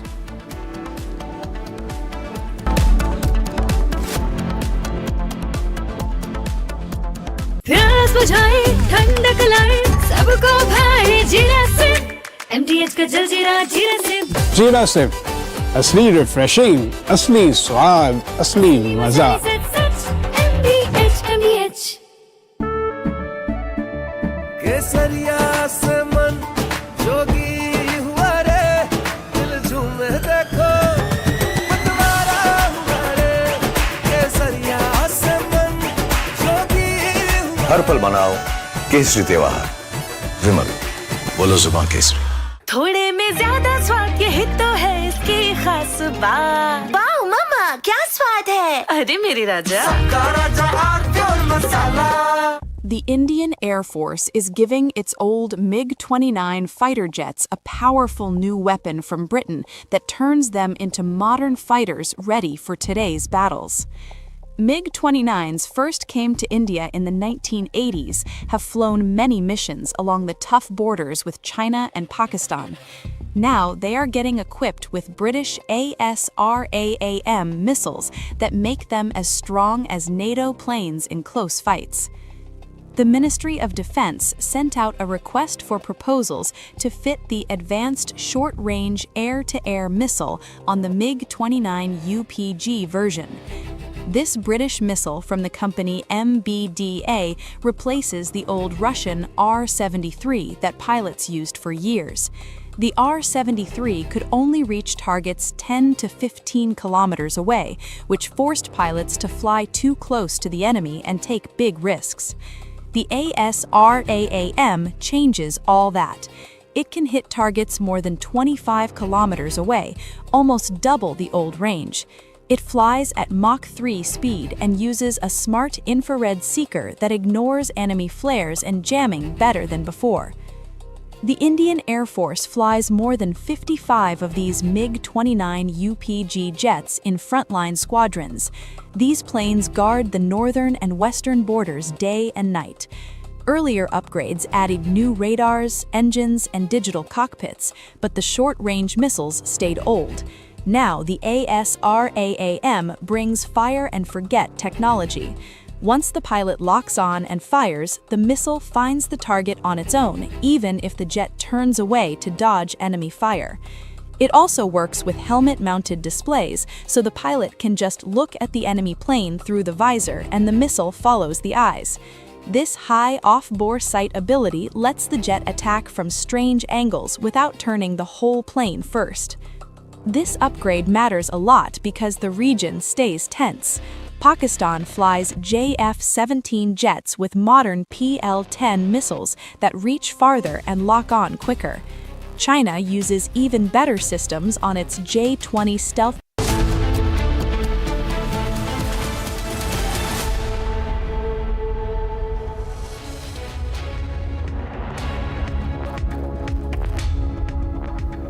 A very good morning to you viewers. You're watching Live and Breaking with me, Jongtham Amrita. The Parliament has called for a special session to convene and table 3 bills, and with that including the Women's 33% Reservation Amendment Bill as well, including the Delimitation Bill and a Constitution Amendment Bill.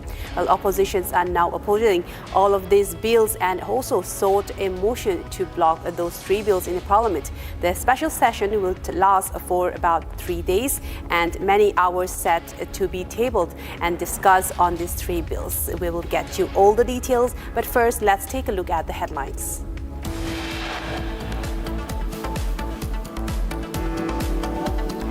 Women Reservation Amendment Bill is set to be tabled by Union Minister Arjun Ram Meghwal today.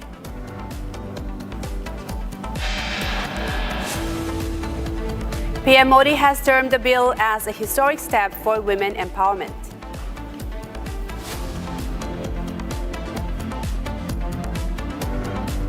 Tamil Nadu Chief Minister M.K. Stalin hoisted black flag in Namakkal opposing centre's proposed delimitation amendment bill.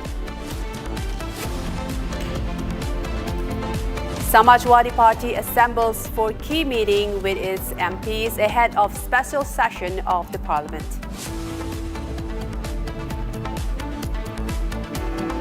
On the run, TCS Nasik case accused Nida Khan moves for anticipatory bail. Council files anticipatory bail in the Nasik court. TCS suspends operations at its Nasik unit. TCS instructs employees not to report to the campus. TCS has also halted new recruitments at its Nasik unit.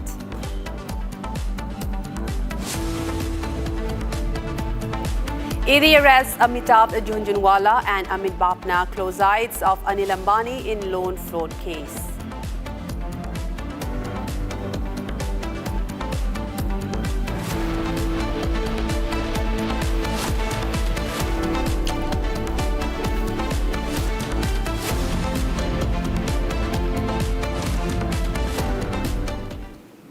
Let us begin with a key story developing today. The government will convene a special 3-day session of Parliament beginning today. In the debate will be constitutional amendment bill aimed at enabling the implementation of the 33% reservation for women in the Lok Sabha and state assemblies. Prime Minister Modi has also written a post about it, saying, "Our country is all set to take a historic step towards women's empowerment." He also added, and I quote, "The respect for our mothers and sisters is the respect for our nation, and with this very spirit, we are moving forward resolutely in this direction." And that's not all. The MK MP Kanimozhi Karunanidhi gives a notice of motion to oppose the introduction of the following 3 bills. And those 3 bills are the Constitution, the 131st Amendment Bill, the Women's Reservation Amendment Bill, and also the Delimitation Bill as well. And as the Parliament is set to convene to table those 3 bills, a special session has been summoned, and with over 18 hours to be tabled in the Lok Sabha, 10 hours in the Rajya Sabha, and there is a Constitution Amendment Bill as well, and that will in fact require 2/3 majority for it to pass through. Stormy discussions expected in both the houses today, and Union Minister Arjun Megwal will be introducing both the bills as well.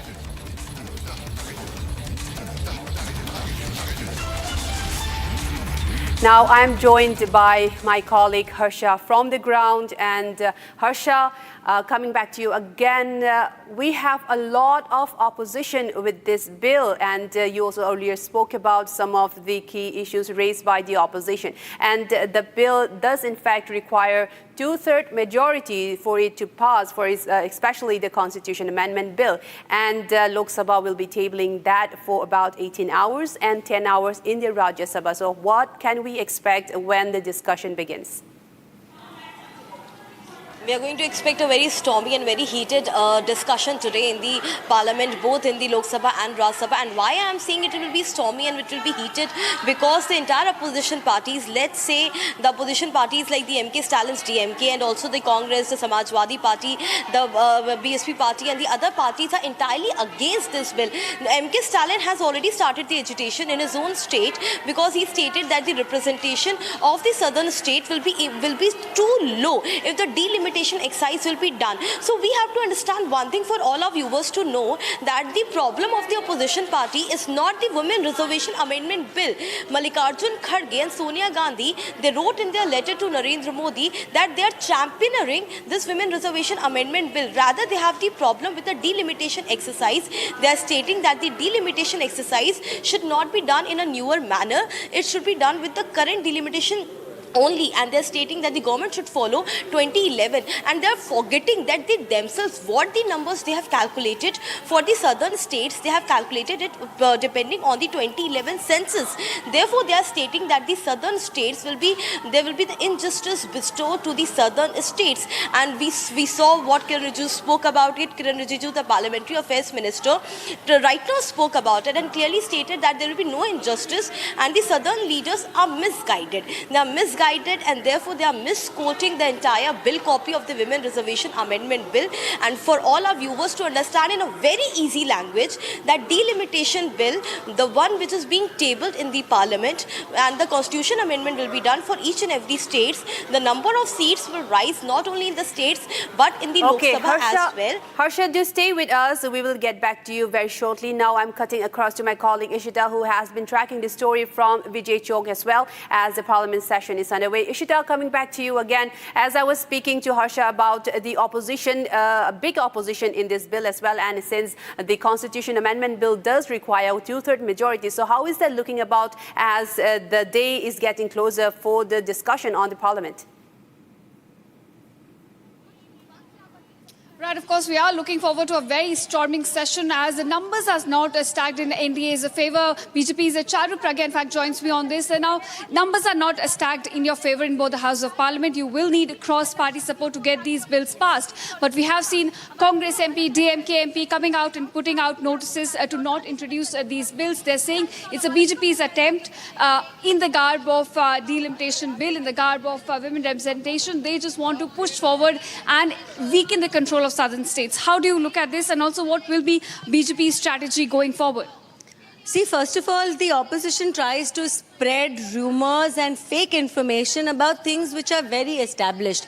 Already our Honorable Prime Minister has promised that the southern states will not be at a disadvantage because we will make sure that their proportionate representation continues in Parliament. For example, if a state has 20 seats, it will increase by 50%, it will become 30 seats, and that proportion is not going to change. So I don't understand why they are having this level of insecurity that they need these rumors to be flying around. And the second thing is that if every single government waited for numbers to table a bill which is important for the entire country, we wouldn't get anything done. I'll take the example of Article 370. When it was tabled in the Rajya Sabha, NDA did not have the numbers, yet we got it done because it was a priority. In this particular case also, I think the entire country is keeping a very close watch on the politicians, on the leaders, on the political parties which are hell-bent on ensuring they're going to blockade this bill. I hope that does not happen because India needs this. This is not just for women. It is about every single statistic and data which is going to change when we have one-third women in Parliament, at least one-third women in Parliament. We've argued with them for very long. We have taken 30 long years to reach this place. And, ironically, in 2023, they were insistent that it should be passed immediately. Today, when we want to pass it immediately, they are coming up with further excuses. So I appeal to them, in fact, take the credit if you must, but allow this bill to be passed because it's important. Right, of course. But major question being, the fact that Prime Minister Modi has also been appealing to opposition states. We also had the Parliamentary Affairs Minister Kiran Rijiju just released a statement. You have been asking all the opposition to come around this, build a consensus for this bill to be passed to ensure that there is representation for women, a 33% quota, in fact, for all state assemblies and Lok Sabha. But what will be the strategy going ahead if they do not come on board? I think if they do not come on board, one, it will show them what they actually are to the rest of the country, and that is going to be detrimental to their political health. If you want to today be seen as a political party which is not supporting a bill as important as this one, you stand exposed in front of the entire country. The second thing is that I believe that it is very gracious of our Honorable Prime Minister, the way he's been talking, appealing to other political parties, writing a letter. In every single speech he's told them that please come together, please make this happen, because this is not just a dream of a few people. This is the dream of an entire generation of women who have worked very hard to get to a level where they're just waiting for that representation. It's not going to come otherwise. And let me say this, moving above party lines. If only reservation was needed to bring women to the front, then Panchayat reservation would have been enough. But today we have barely 8 to 9% women in our Vidhan Sabhas. We need reservation at the top level as well. We worked on meritocracy, upskilling. We worked on capacity building over the last 12 years, and this is the culmination of the last 12 years of work that we have done to send women to school, to make sure girls have better jobs, better pays, where they're studying STEM, they're given opportunities, they're giving longer maternity leave. So every single thing that we have worked on over the last 12 years under Modi government, it culminates here in this day when they will have 33% in Parliament. All right, so that BJP's Charu Pragya reiterating Prime Minister Modi's message that all the opposition parties should come around this bill and help BJP, in fact, NDA at large, to pass this crucial bill which will ensure representation for women all across the state assemblies as well in Lok Sabha. Back to the studio. Yes, in fact, Ishita, that's truly a very... Okay, now do stay with us, Ishita. We will get back to you very shortly. Now I am joined by our senior executive editor, Abhishek. My question to you is that since this bill will be reserving seats in the electorate for 33%, and there's many opposition against it, why do the oppositions want to block this? Because this will be translating to governance as well. With women's representation, women will be entering into the decision making and policy making as well. So what's the main reason the oppositions are blocking it and against it, Abhishek? See, it's a bit of an irony there. Had the political parties together, be it the BJP or the Congress or the Samajwadi Party or the RJD or, these southern parties, DMK, etc., had they themselves given more tickets to women candidates, this need for having women's reservation would not have arisen. But the fact that we have women's reservation at our panchayat level through the 74th, 75th amendments shows that it really works and delivers fantastically in terms of policy making, because women bring that certain perspective. Now, because the parties are not willing to give tickets to women candidates, this constitutional mandate bringing in through this legislation of reserving 1/3 of seats in the parliament, in the Lok Sabha and the state assemblies is being brought in. There is already a law existing in 2023, but the fact that it would have become operational after delimitation, and that would have taken almost a decade or less, but would have made women's reservation operational by 2034 is something which was made an issue of during the debate in Parliament in 2023. That's why the government is bringing this. Now, because the delimitation is being fast-tracked, the opposition sees in this a ploy to gerrymander the Lok Sabha constituencies in a manner that benefits the BJP. That's the principal opposition. So the opposition is not opposing women's reservation per se. They are saying you are clubbing it with delimitation, and the manner in which the whole delimitation exercise is stacked up, it's not going to help. Rahul Gandhi, for example, posted on his social media handle X last evening examples from Jammu and Kashmir and Assam, where the changes through delimitation that have been brought about in the territorial boundaries of constituencies, according to Congress or according to Rahul Gandhi, help the BJP. Now, we have not seen that happening in the case of Jammu and Kashmir elections. We are yet to get results of Assam, but because this conjecture is there from the Congress, the opposition believes the delimitation bill is more about gerrymandering and helping the BJP rather than helping the women's reservation issue. So that's how the opposition is stacked up. That's what their position is.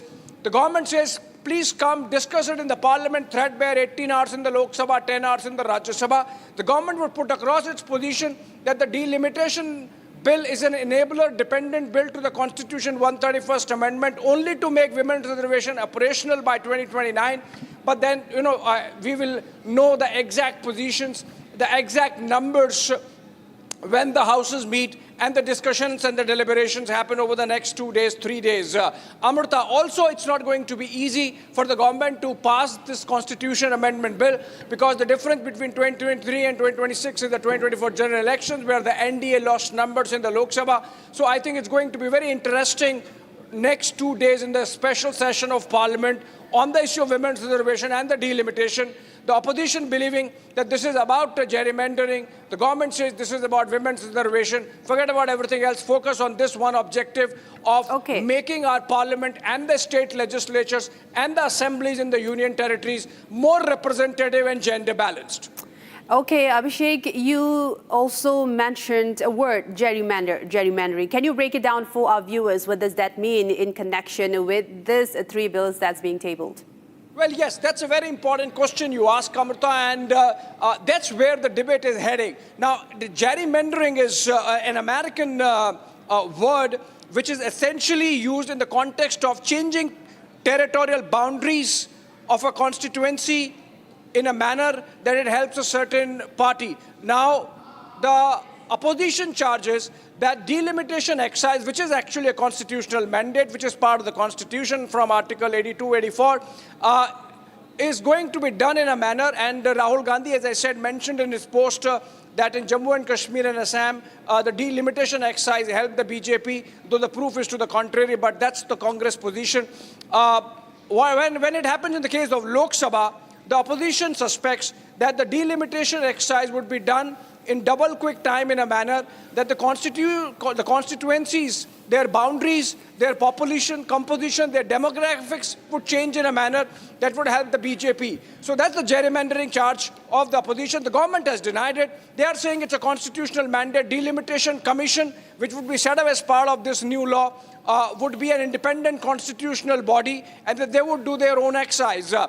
So that's where the debate is. The opposition is not willing to trust the government, and the government says you have to follow constitutional mechanisms and systems. The last time delimitation happened was in 2008, but it was only territorial.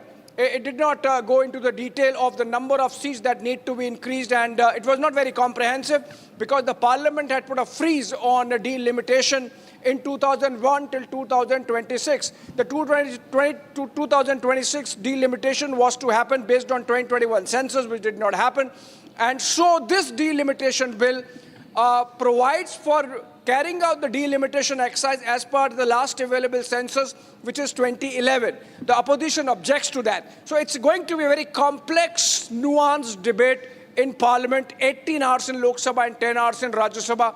All those issues that we have discussed now would be discussed threadbare with by the members of Parliament, both sides fielding. Prime Minister would be leading the government charge. Union Home Minister Amit Shah would be, we are told, addressing the concerns specifically of the southern states as to whether they're going to lose their political weight in the reconstituted post-delimitation Lok Sabha with 850 members. And so we should be looking at answers like whether the 850-member Lok Sabha is going to reduce the size of or the representation of the southern states as is apprehended specifically by DMK and its leader Stalin, who is protesting today. Then are we going to see gerrymandering in a manner or the delimitation exercise panning out in a manner that it helps the BJP in the northern states? Are we going to see women's reservation really panning out by 2029? Are we going to see this delimitation exercise based on 2011 or 2026? Because remember, even as we speak, census is going on, and since it's a first digital census, the opposition says, then why this hurry? Because if it's a digital census, the numbers would be out quickly by 2027, and then the delimitation can be carried out based on the latest population census rather than go back to 15 years and use the 2011 numbers. So that's how the debate is panned out in the Parliament. Just in a few minutes from now, both the houses would be convening and the debate would begin. Thank you so much for all of your input. Abhishek, we will definitely get back to you for more detailed breakdowns of that. And now, slipping into a short break, but do stay tuned because this special session of the Parliament is all set to begin as MPs and ministers are arriving to convene to discuss and table the Women's Reservation Bill and the Delimitation Bill as well. Coming up next after the short break, stay tuned.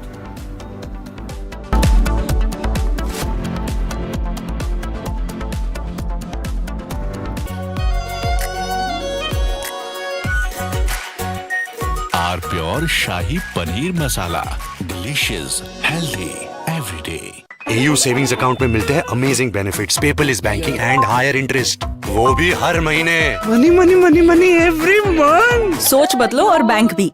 चमकी चाट से क्या बना है? Sandwich, लस्सी और छाछ और हर घूंट में चमकी चाट। ड्राई फ्रूट और दही बड़े। चमकी चाट से स्वाद बढ़े। असली स्वाद सिर्फ चमकी चाट।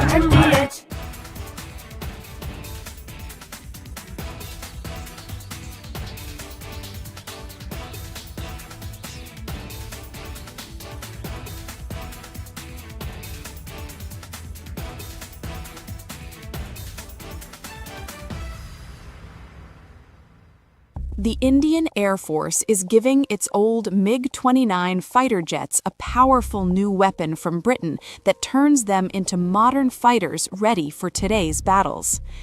MiG-29s first came to India in the 1980s, have flown many missions along the tough borders with China and Pakistan. Now they are getting equipped with British ASRAAM missiles that make them as strong as NATO planes in close fights.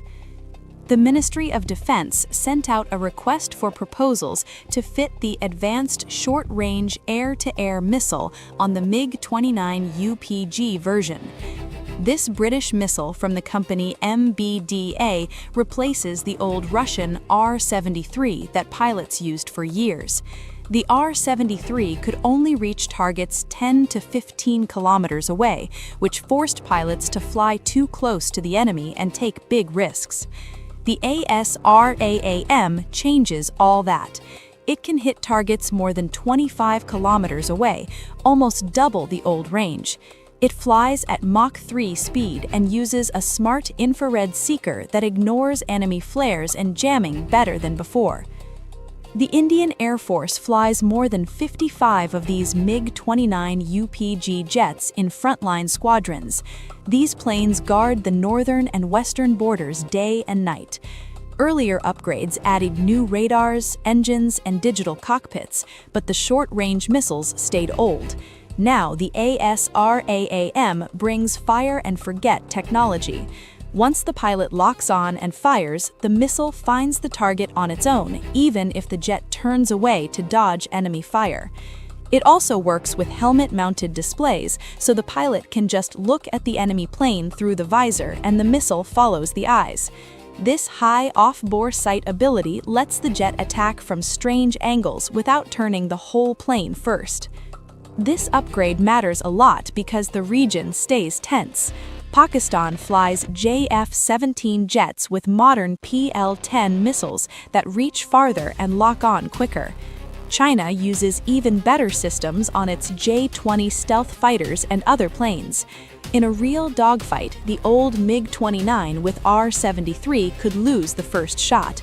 With ASRAAM, the Indian pilots get longer reach, faster lock, and higher chance to survive.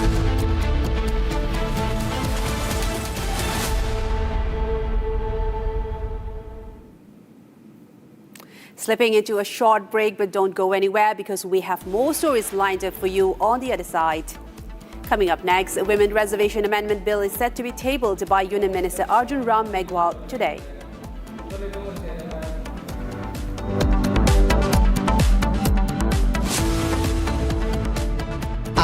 Pure सूजी pasta उबालो मिलाओ और खाओ 8 minute में तैयार क्या taste है सबका राजा आर प्योर मसाला अनीस घर में कुछ है जो टूटता नहीं ये पिलर कभी नहीं टूटेगा रुंगटा स्टील टीएमटी से बना रुंगटा नहीं तो घर स्ट्रॉन्ग नहीं रुंगटा स्टील टीएमटी बार एकदम सॉलिड थोड़े में ज्यादा स्वाद यही तो है इसकी खास बात वाओ मम्मा क्या स्वाद है अरे मेरे राजा सबका राजा R pure masala The Indian Air Force is giving its old MiG-29 fighter jets a powerful new weapon from Britain that turns them into modern fighters ready for today's battles. MiG-29s first came to India in the 1980s, have flown many missions along the tough borders with China and Pakistan. Now they are getting equipped with British ASRAAM missiles that make them as strong as NATO planes in close fights. The Ministry of Defense sent out a request for proposals to fit the Advanced Short-Range Air-to-Air Missile on the MiG-29 UPG version. This British missile from the company MBDA replaces the old Russian R-73 that pilots used for years. The R-73 could only reach targets 10 to 15 kilometers away, which forced pilots to fly too close to the enemy and take big risks. The ASRAAM changes all that. It can hit targets more than 25 kilometers away, almost double the old range. It flies at Mach 3 speed and uses a smart infrared seeker that ignores enemy flares and jamming better than before. The Indian Air Force flies more than 55 of these MiG-29 UPG jets in frontline squadrons. These planes guard the northern and western borders day and night. Earlier upgrades added new radars, engines, and digital cockpits, but the short-range missiles stayed old. Now the ASRAAM brings fire-and-forget technology. Once the pilot locks on and fires, the missile finds the target on its own, even if the jet turns away to dodge enemy fire. It also works with helmet-mounted displays, so the pilot can just look at the enemy plane through the visor and the missile follows the eyes. This high off-bore sight ability lets the jet attack from strange angles without turning the whole plane first. This upgrade matters a lot.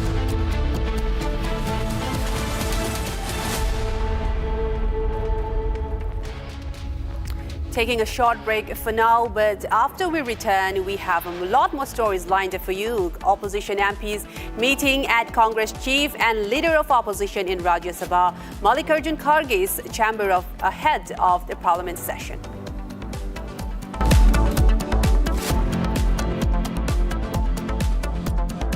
AU savings account में मिलते हैं amazing benefits, paperless banking and higher interest, वो भी हर महीने। Money money money money every month. सोच बदलो और बैंक भी। चमकी चाट से क्या बना है? आलू चाट या फ्रूट चाट, स्वाद बढ़ाए चमकी Chaat.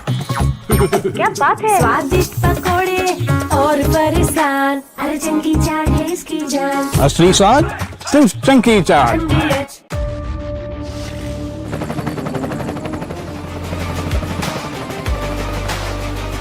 Character, the taste of success.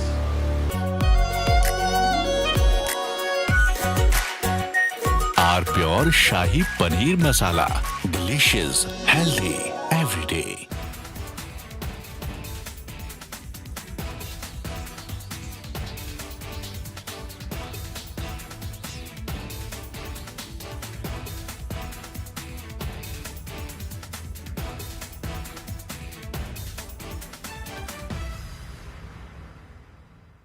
The Indian Air Force is giving its old MiG-29 fighter jets a powerful new weapon from Britain that turns them into modern fighters ready for today's battles.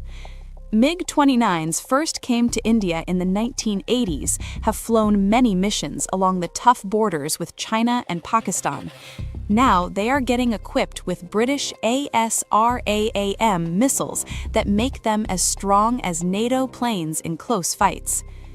The Ministry of Defense sent out a request for proposals to fit the Advanced Short-Range Air-to-Air Missile on the MiG-29 UPG version. This British missile from the company MBDA replaces the old Russian R-73 that pilots used for years. The R-73 could only reach targets 10 to 15 kilometers away, which forced pilots to fly too close to the enemy and take big risks. The ASRAAM changes all that. It can hit targets more than 25 kilometers away, almost double the old range. It flies at Mach 3 speed and uses a smart infrared seeker that ignores enemy flares and jamming better than before. The Indian Air Force flies more than 55 of these MiG-29 UPG jets in frontline squadrons. These planes guard the northern and western borders day and night. Earlier upgrades added new radars, engines, and digital cockpits, but the short-range missiles stayed old. Now the ASRAAM brings fire-and-forget technology. Once the pilot locks on and fires, the missile finds the target on its own, even if the jet turns away to dodge enemy fire. It also works with helmet-mounted displays, so the pilot can just look at the enemy plane through the visor and the missile follows the eyes. This high off-bore sight ability lets the jet attack from strange angles without turning the whole plane first. This upgrade matters a lot because the region stays tense. Pakistan flies JF-17 jets with modern PL-10 missiles that reach farther and lock on quicker. China uses even better systems on its J-20 stealth fighters and other planes. In a real dogfight, the old... From Asia's largest news headquarters, setting the agenda for Bharat.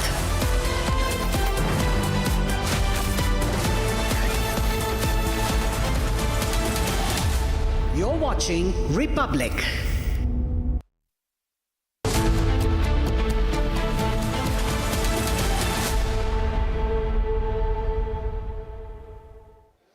A very warm welcome, viewers. You're watching Republic TV. This is Shivam Dutt Mehta, and just in a short while there will be a special parliamentary session for 3 very important bills related to delimitation. We'll get to you all the latest details on that and a lot more. But first up, let's have a look at the top headlines of the hour.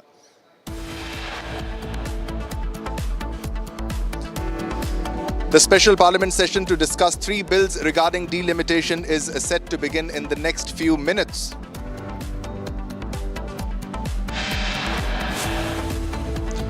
PM Modi has termed the bill as a historic step for women empowerment.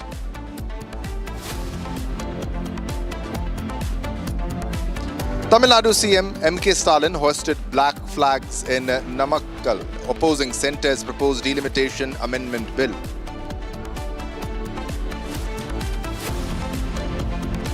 DMK MP Kannemozi moves motion to oppose the introduction of 3 bills related to delimitation.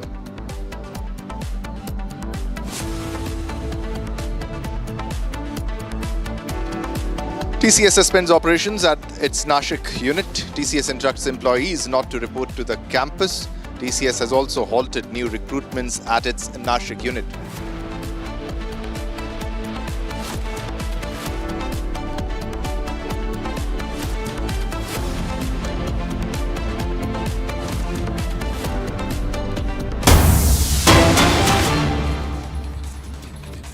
All right, viewers, let's begin with the first big breaking news development that we are getting right now as we speak. This is about the opposition MPs meeting at Congress chief and leader of the opposition in Rajya Sabha, Mallika Arjun Kharge's chamber ahead of the parliament session, and the Lok Sabha session, I believe, will be starting soon. We can cut across to the live visuals also.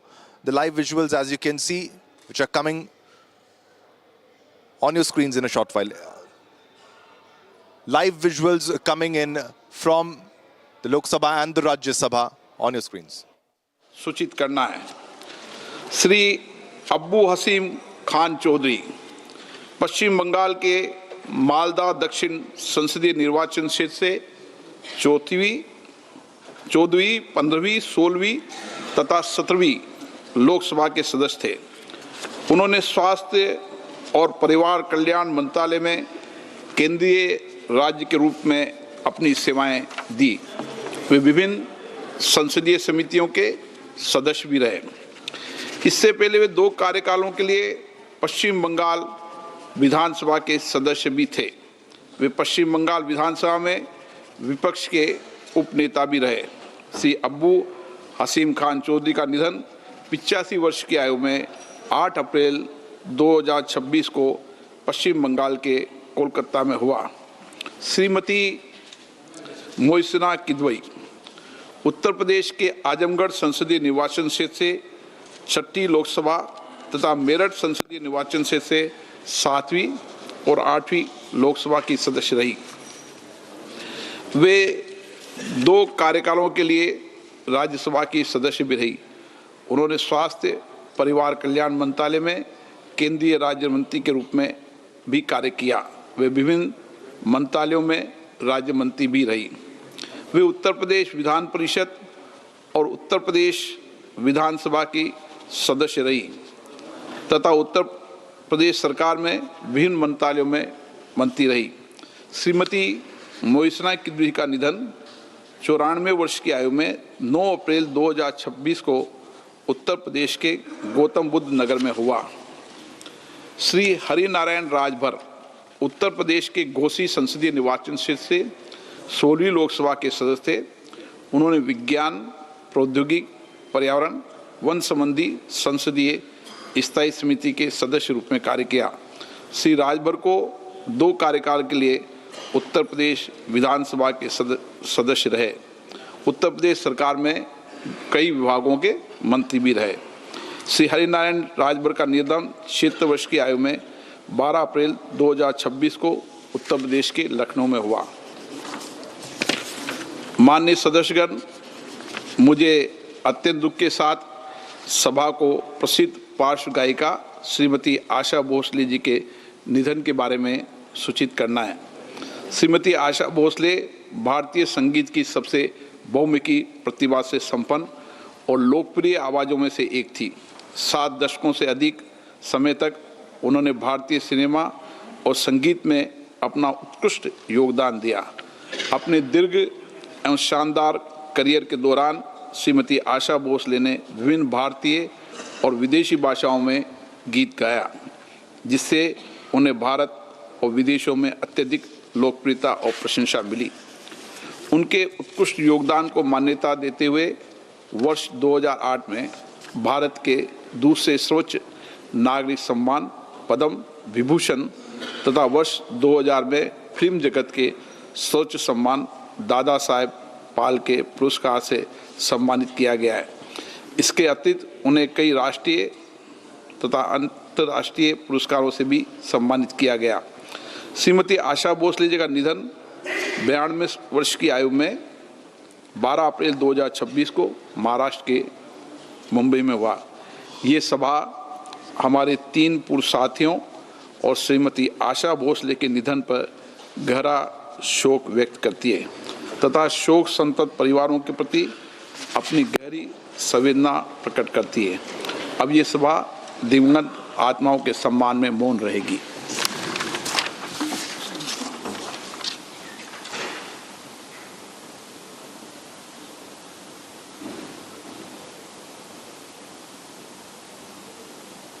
Om Shanti. आज मौसम अच्छा है।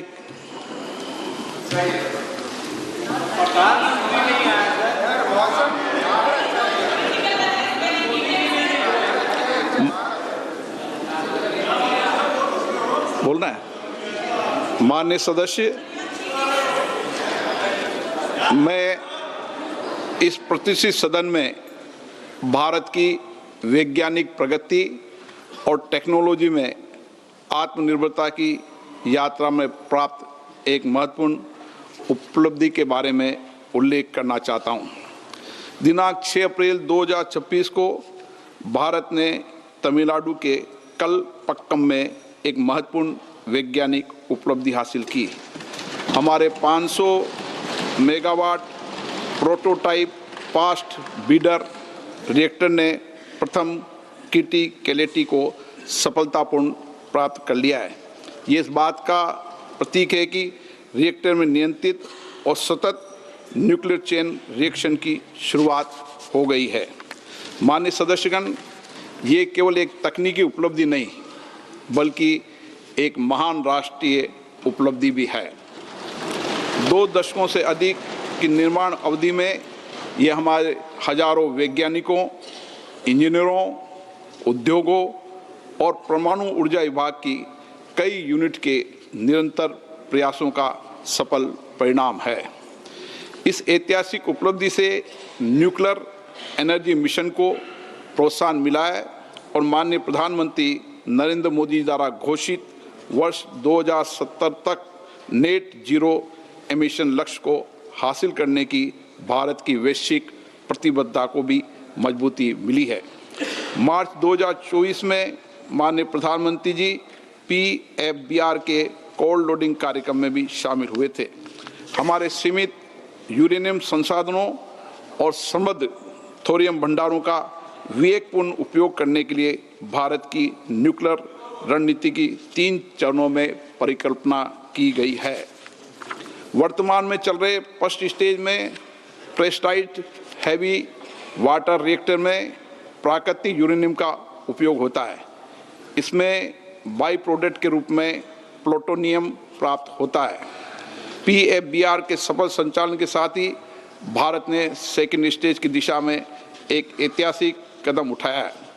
इस stage में हम अधिक nuclear ईंधन का उत्पादन करने के लिए फास्ट बीडर रिएक्टर में प्लूटोनियम उपयोग करेंगे। परंपरागत रिएक्टर की तुलना में एक फास्ट बीडर रिएक्टर में अपनी ईंधन खपत के मुकाबले ज़्यादा ईंधन का उत्पादन करने की विशिष्ट क्षमता होती है। हमारी थर्ड स्टेज थोरियम यूरेनियम पर आधारित रिएक्टर होगा। इससे ऊर्जा का सतत और दीर्घकालीन भविष्य सुनिश्चित होगा। ऐसे समय में जब भारत की ऊर्जा की ज़रूरतें तेज़ी से बढ़ रही है, हम स्वच्छ ऊर्जा के लिए पूरी तरह प्रतिबद्ध हैं। न्यूक्लियर पावर एक ऐसा स्रोत है जो हमें भरोसेमंद 24 घंटे और कम कार्बन वाली बिजली उपलब्ध कराता है। सभी हितधारकों के लिए सिविल न्यूक्लियर ऊर्जा सेक्टर को खोलने के लिए इसी सदन ने दिसंबर 2025 में शांति एक्ट पारित किया था। राष्ट्रव्यापी दृष्टिकोण के साथ हम 100 गीगावाट न्यूक्लियर ऊर्जा के लक्ष्य को हासिल करने की दिशा में सक्रिय रूप से आगे बढ़ रहे हैं। PFBR के क्रिटिकलिटी हासिल करने के साथ ही भारत ने लंबे समय से परिकल्पित इस प्रोग्राम के दूसरे चरण में प्रवेश कर लिया है। PFBR भारत के निरंतर प्रयास, इनोवेशन और राष्ट्रीय प्रतिबद्धता का गौरवपूर्ण साक्षी है। यह हमारी वर्तमान क्षमताओं को भविष्य की अधिक सतत और आत्मनिर्भर न्यूक्लियर ऊर्जा से जोड़ने वाली एक महत्वपूर्ण कड़ी है। ये उपलब्धि पूरी तरह स्वदेशी प्रयास के द्वारा हासिल की गई है। ये reactor Indira Gandhi atomic research centre द्वारा डिजाइन किया गया है। इसे nuclear power corporation of India limited ने बनाया है। इसमें अन्य भारतीय उद्योगों की भी महत्वपूर्ण भागीदारी है। ये हमारे वैज्ञानिकों के इकोसिस्टम और राष्ट्रीय सहभागिता की शक्ति का गौरवशाली प्रतीक है। माननीय सदस्य, इस उपलब्धि के साथ ही भारत इस एडवांस टेक्नोलॉजी में विशेषज्ञता हासिल करने वाले चुनिंदा देशों में शामिल हो गया है। इसने राष्ट्र को एक ऐसे राष्ट्र के रूप में स्थापित किया है जो जटिल और फ्रंटियर टेक्नोलॉजीज को पूरे आत्मविश्वास और आत्मनिर्भरता के साथ विकसित और उपयोग करने में सक्षम है। इससे महत्वपूर्ण बात यह है कि इस उपलब्धि से अपनी क्षमताओं पर भरोसा करने वाले और एक सुरक्षित, सतत एवं आत्मनिर्भर भविष्य के निर्माण पर जोर देने वाले देश का विश्वास दिखाई देता है। इसके अलावा PFBR के सफल संचालन से देश में न्यूक्लियर ऊर्जा का विस्तार आसान होगा और हम अपने कार्यक्रम के तीसरे चरण की ओर तेजी से बढ़ पाएंगे। इससे एडवांस रिएक्टर टेक्नोलॉजी, ईंधन साइकिल सिस्टम और हाई एंड इंजीनियरिंग में नए अवसर खुलेंगे। माननीय सदस्यगण, ये उपलब्धि एक नई शुरुआत है।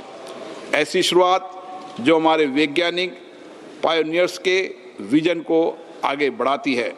एक ऐसी शुरुआत जो ऊर्जा आत्मनिर्भरता के लिए हमारी यात्रा को सुदृढ़ करती है। एक ऐसी शुरुआत जो हमें विकसित भारत के लक्ष्य के निकट लाती है। ये एक ऐसा पल है जो हमारे समग्र भविष्य को आकार देने और हमारी साझा आकांक्षाओं को पूरा करने वाली विज्ञान और तकनीकी शक्ति में हमारे भरोसे को मजबूत बनाता है। PFBR के नियंत्रित चेन रिएक्शन की पहली चिंगारी केवल ऊर्जा उत्पादन क्षेत्र की उपलब्धि ही नहीं है, बल्कि आने वाली पीढ़ियों के उज्जवल भविष्य का संकेत है। मैं आज इस सदन की ओर से इस उपलब्धि को संभव बनाने वाले वैज्ञानिकों, इंजीनियरों, टेक्नीशियन और इंडस्ट्री पार्टनर और सभी हितधारकों को के समर्पण और परिश्रम की सराहना करता हूं। सदन भी तालियां बजा दे तो सराहना हो जाएगी।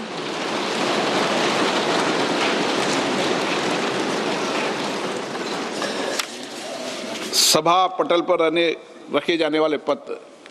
Item number 2, Arjun Ram Meghwal.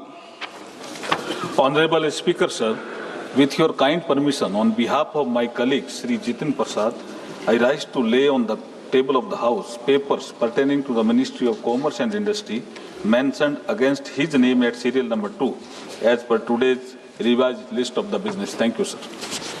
Item number 3, Sri B.L. Verma. अध्यक्ष महोदय, आपकी अनुमति से आज लोकसभा की कार्यसूची के क्रम संख्या 3 पर अपने साथी राज्य मंत्री श्री पंकज चौधरी जी के नाम के सम्मुख अंकित प्रपत्र सभापति पर रखता हूँ। Item number 5 Shri Arjun Ram Meghwal. Honorable Speaker, sir, with your kind permission, on behalf of my colleague, Srimati Rekha Nikhil Khadse, I rise to lay on the table of the House papers pertaining to the Ministry of Youth Affairs and Sports mentioned against her name at serial number 5 as per today's revised list of the business. Thank you, sir. Item number 6, Sri P.P. Chaudhary. Honorable Speaker, sir, with your permission, that this House do recommend to Rajya Sabha that the Rajya Sabha do appoint 2 members of Rajya Sabha to the Joint Committee on the Constitution, 129th Amendment Bill 2024 and the Union Territories Laws Amendment Bill 2024 in the vacancies caused by the retirement of Shri Saket Gokhale and Shri Bhuvneshwar Kalita from Rajya Sabha and communicate to this House names of the members so appointed by Rajya Sabha to the Joint Committee. All right, viewers, so the special session has begun in the Parliament and there will be discussion on 3 very important bills. We will continue our discussion on that. I'm being joined by my colleagues and my correspondents from various locations. Ishita continues to be with us in the broadcast. Ishita, it's a tough day. It will be a tough day for the government. The important bills to be passed, discussions to take place, a 3-day special session. Over to you for more details.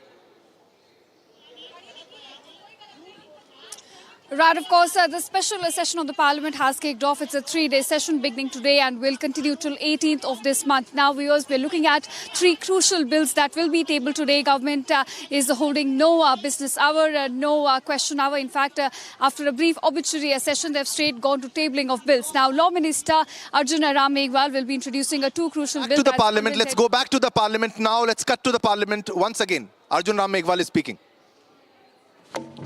महोदय, मैं प्रस्ताव करता हूं कि संघ राज्य क्षेत्र विधि संशोधन विधेयक 2026 को पुनर्स्थापित करने की अनुमति दी जाए।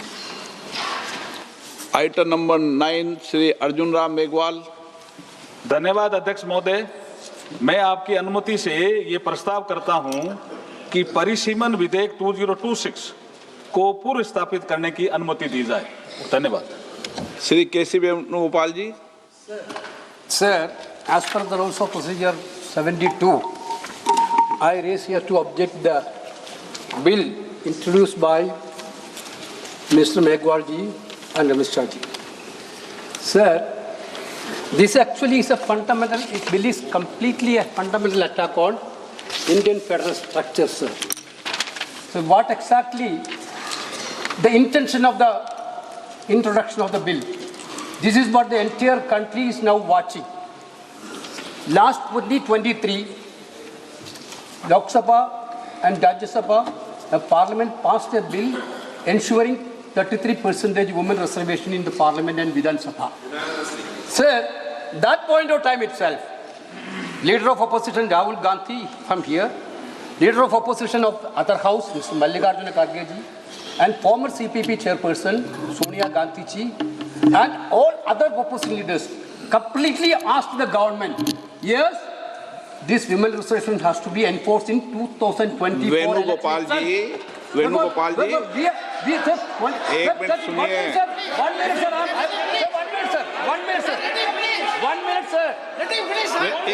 एक मिनट वेणुगोपाल जी, मैं प्लीज आपको एक मिनट मैं दे रहा हूँ। पूरे विषय पर मैं बोलने दूंगा, पर्याप्त समय दूंगा, लेकिन ये विषय अभी बिल इंट्रोड्यूस का है, उस पर बोल रहे, बाकी आप पूरा विषय रखना, मैं सबको पूरा विषय समय दूंगा। भूमिका इसमें नहीं बांधते। 81 and 82 completely provide the protection for fixing the seats of state on representation basis. This government want to completely hijack that constitutional protection and they want to put, the bill is very clear, sir. Sir, नहीं, मेरा एक अनुरोध है, मेरे को आपने speaker ने कहा है आप बोल सकते हैं, मगर स्पीकर ने जब कहा कि रूल 72 में है, आप इंट्रोडक्शन को अपोज करने के लिए रूल्स 72 में जो आप बोलना चाहते हैं तो वो टेक्निकल विषय है। आप जो है पूरा इशू पे डिबेट पे शुरू हो गया।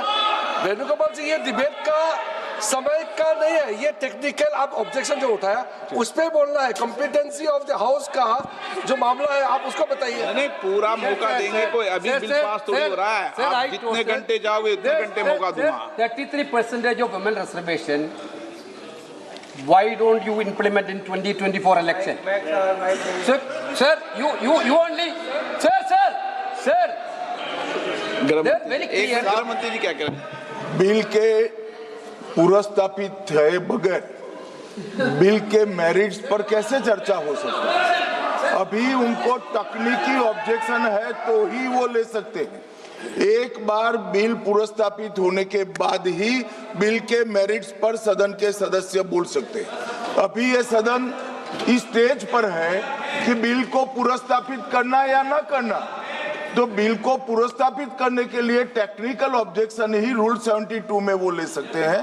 उनको भाषण करने का पर्याप्त मौका मिलेगा और आप बड़े दयालु हो, ज्यादा मौका देना उनको, हमें कोई, और हम भी कस कर जवाब देंगे, हमें कोई तकलीफ नहीं है। परंतु अभी जो रूल्स है वो रूल से है कि वो तकनीकी ऑब्जेक्शन ही ले सकते हैं, बिल के मेरिट्स पर नहीं बता सकते हैं। Sir, what is the procedure of the house, sir?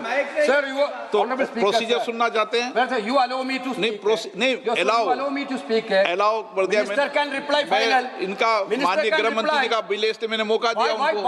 Why Amit Shah ji interfering minute? He can reply, sir. What is there, sir? You can reply. Sir, my point is very clear. Sir, this bill. चालू है, mic चालू है। आपका ही बंद होता है, इनका बंद नहीं होता। Mic is not working.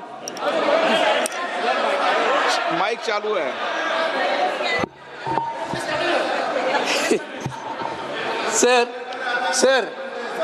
Sir, therefore, we insisted that women reservation should be implemented in 2024.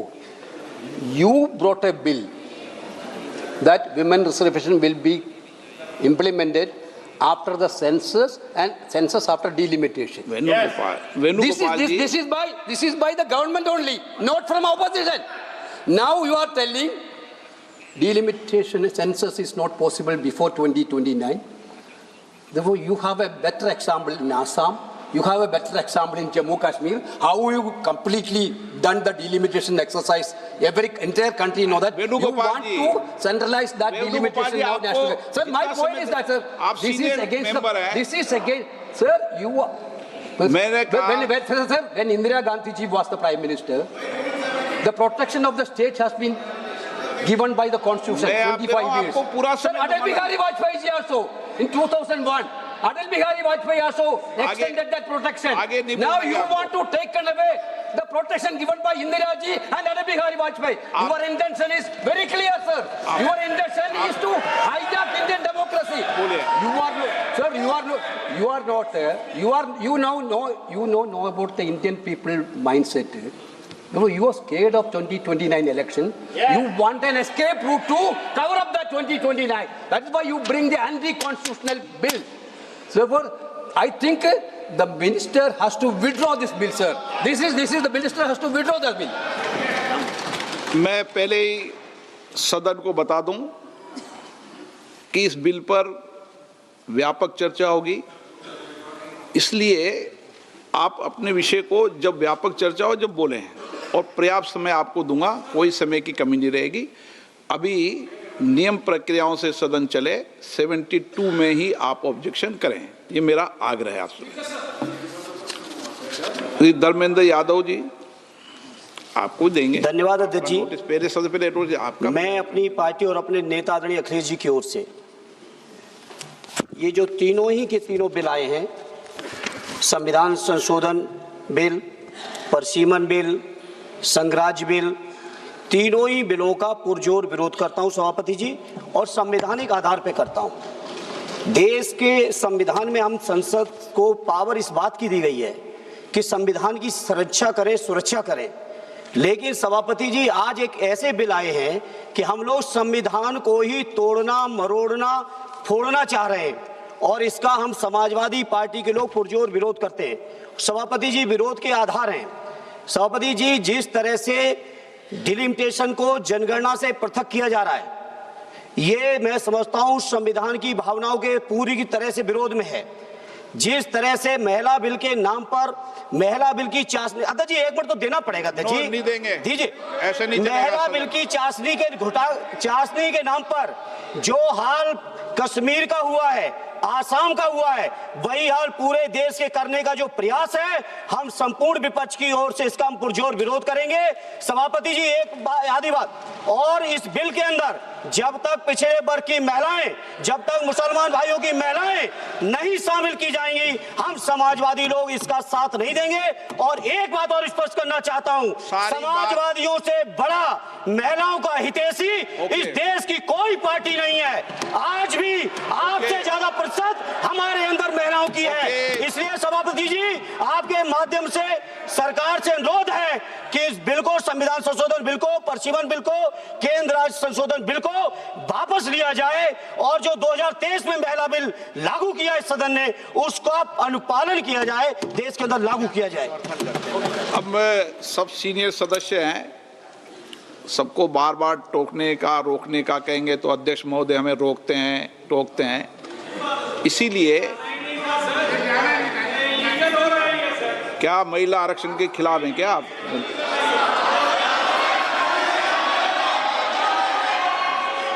यदि अब मैं नियम 72 को पढ़ दूं,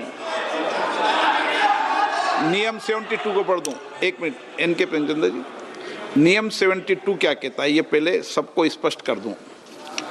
यदि किसी विधेयक को पुरस्तापित करने की अनुमति के प्रस्ताव का विरोध किया जाए तो अध्यक्ष द्वारा यदि ठीक समझा जाए और प्रस्ताव का विरोध करने वाले सदस्य प्रस्ताव को पेश करने वाले सदस्य द्वारा संक्षिप्त वक्तव्य दिए जाने की अनुज्ञा देने के बाद बिना अग्रतर वाद विवाद के प्रश्न को रखा जा सकेगा। परंतु जब प्रस्ताव इस आधार पर विरोध किया जाए कि विधेयक ऐसे विधान का, लेजिस्लेटिव कॉम्पिटेंस का, ऐसे विधेयक का विधान का सूत्रपात करता है जो विधायन क्षमता से परे है, तो अध्यक्ष द्वारा उस पर पूर्ण चर्चा की आज्ञा दी जा सकती है। परंतु ये भी है कि अध्यक्ष द्वारा वित्त विधेयक या विनियोग विधेयक को प्रस्तावित करने की अनुमति का प्रस्ताव तुरंत मतदान के लिए रखा जा सकता है। अब आपने रूल 72 में जिन्होंने नोटिस दिया है, आपने रूल 72 में ये टेक्निकल विषय उठाने का मौका दिया जा रहा है।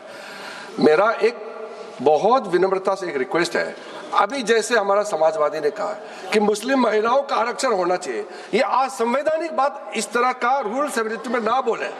धर्म के नाम पर यहाँ रिजर्वेशन नहीं हो सकता, संविधान में नहीं है, इस तरह का बात ना करें। आपने नहीं बुलाया आज ही महिला विधेयक को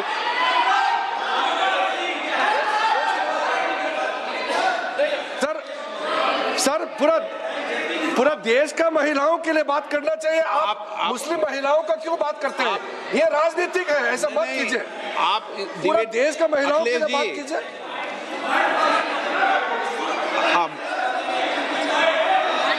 हाँ अखिलेश जी बोल दे। जल्दीबाजी क्यों है आपको जल्दीबाजी क्यों है? महिला विधेयक के पक्ष में हम, आप जनगणना क्यों नहीं कराना चाहते?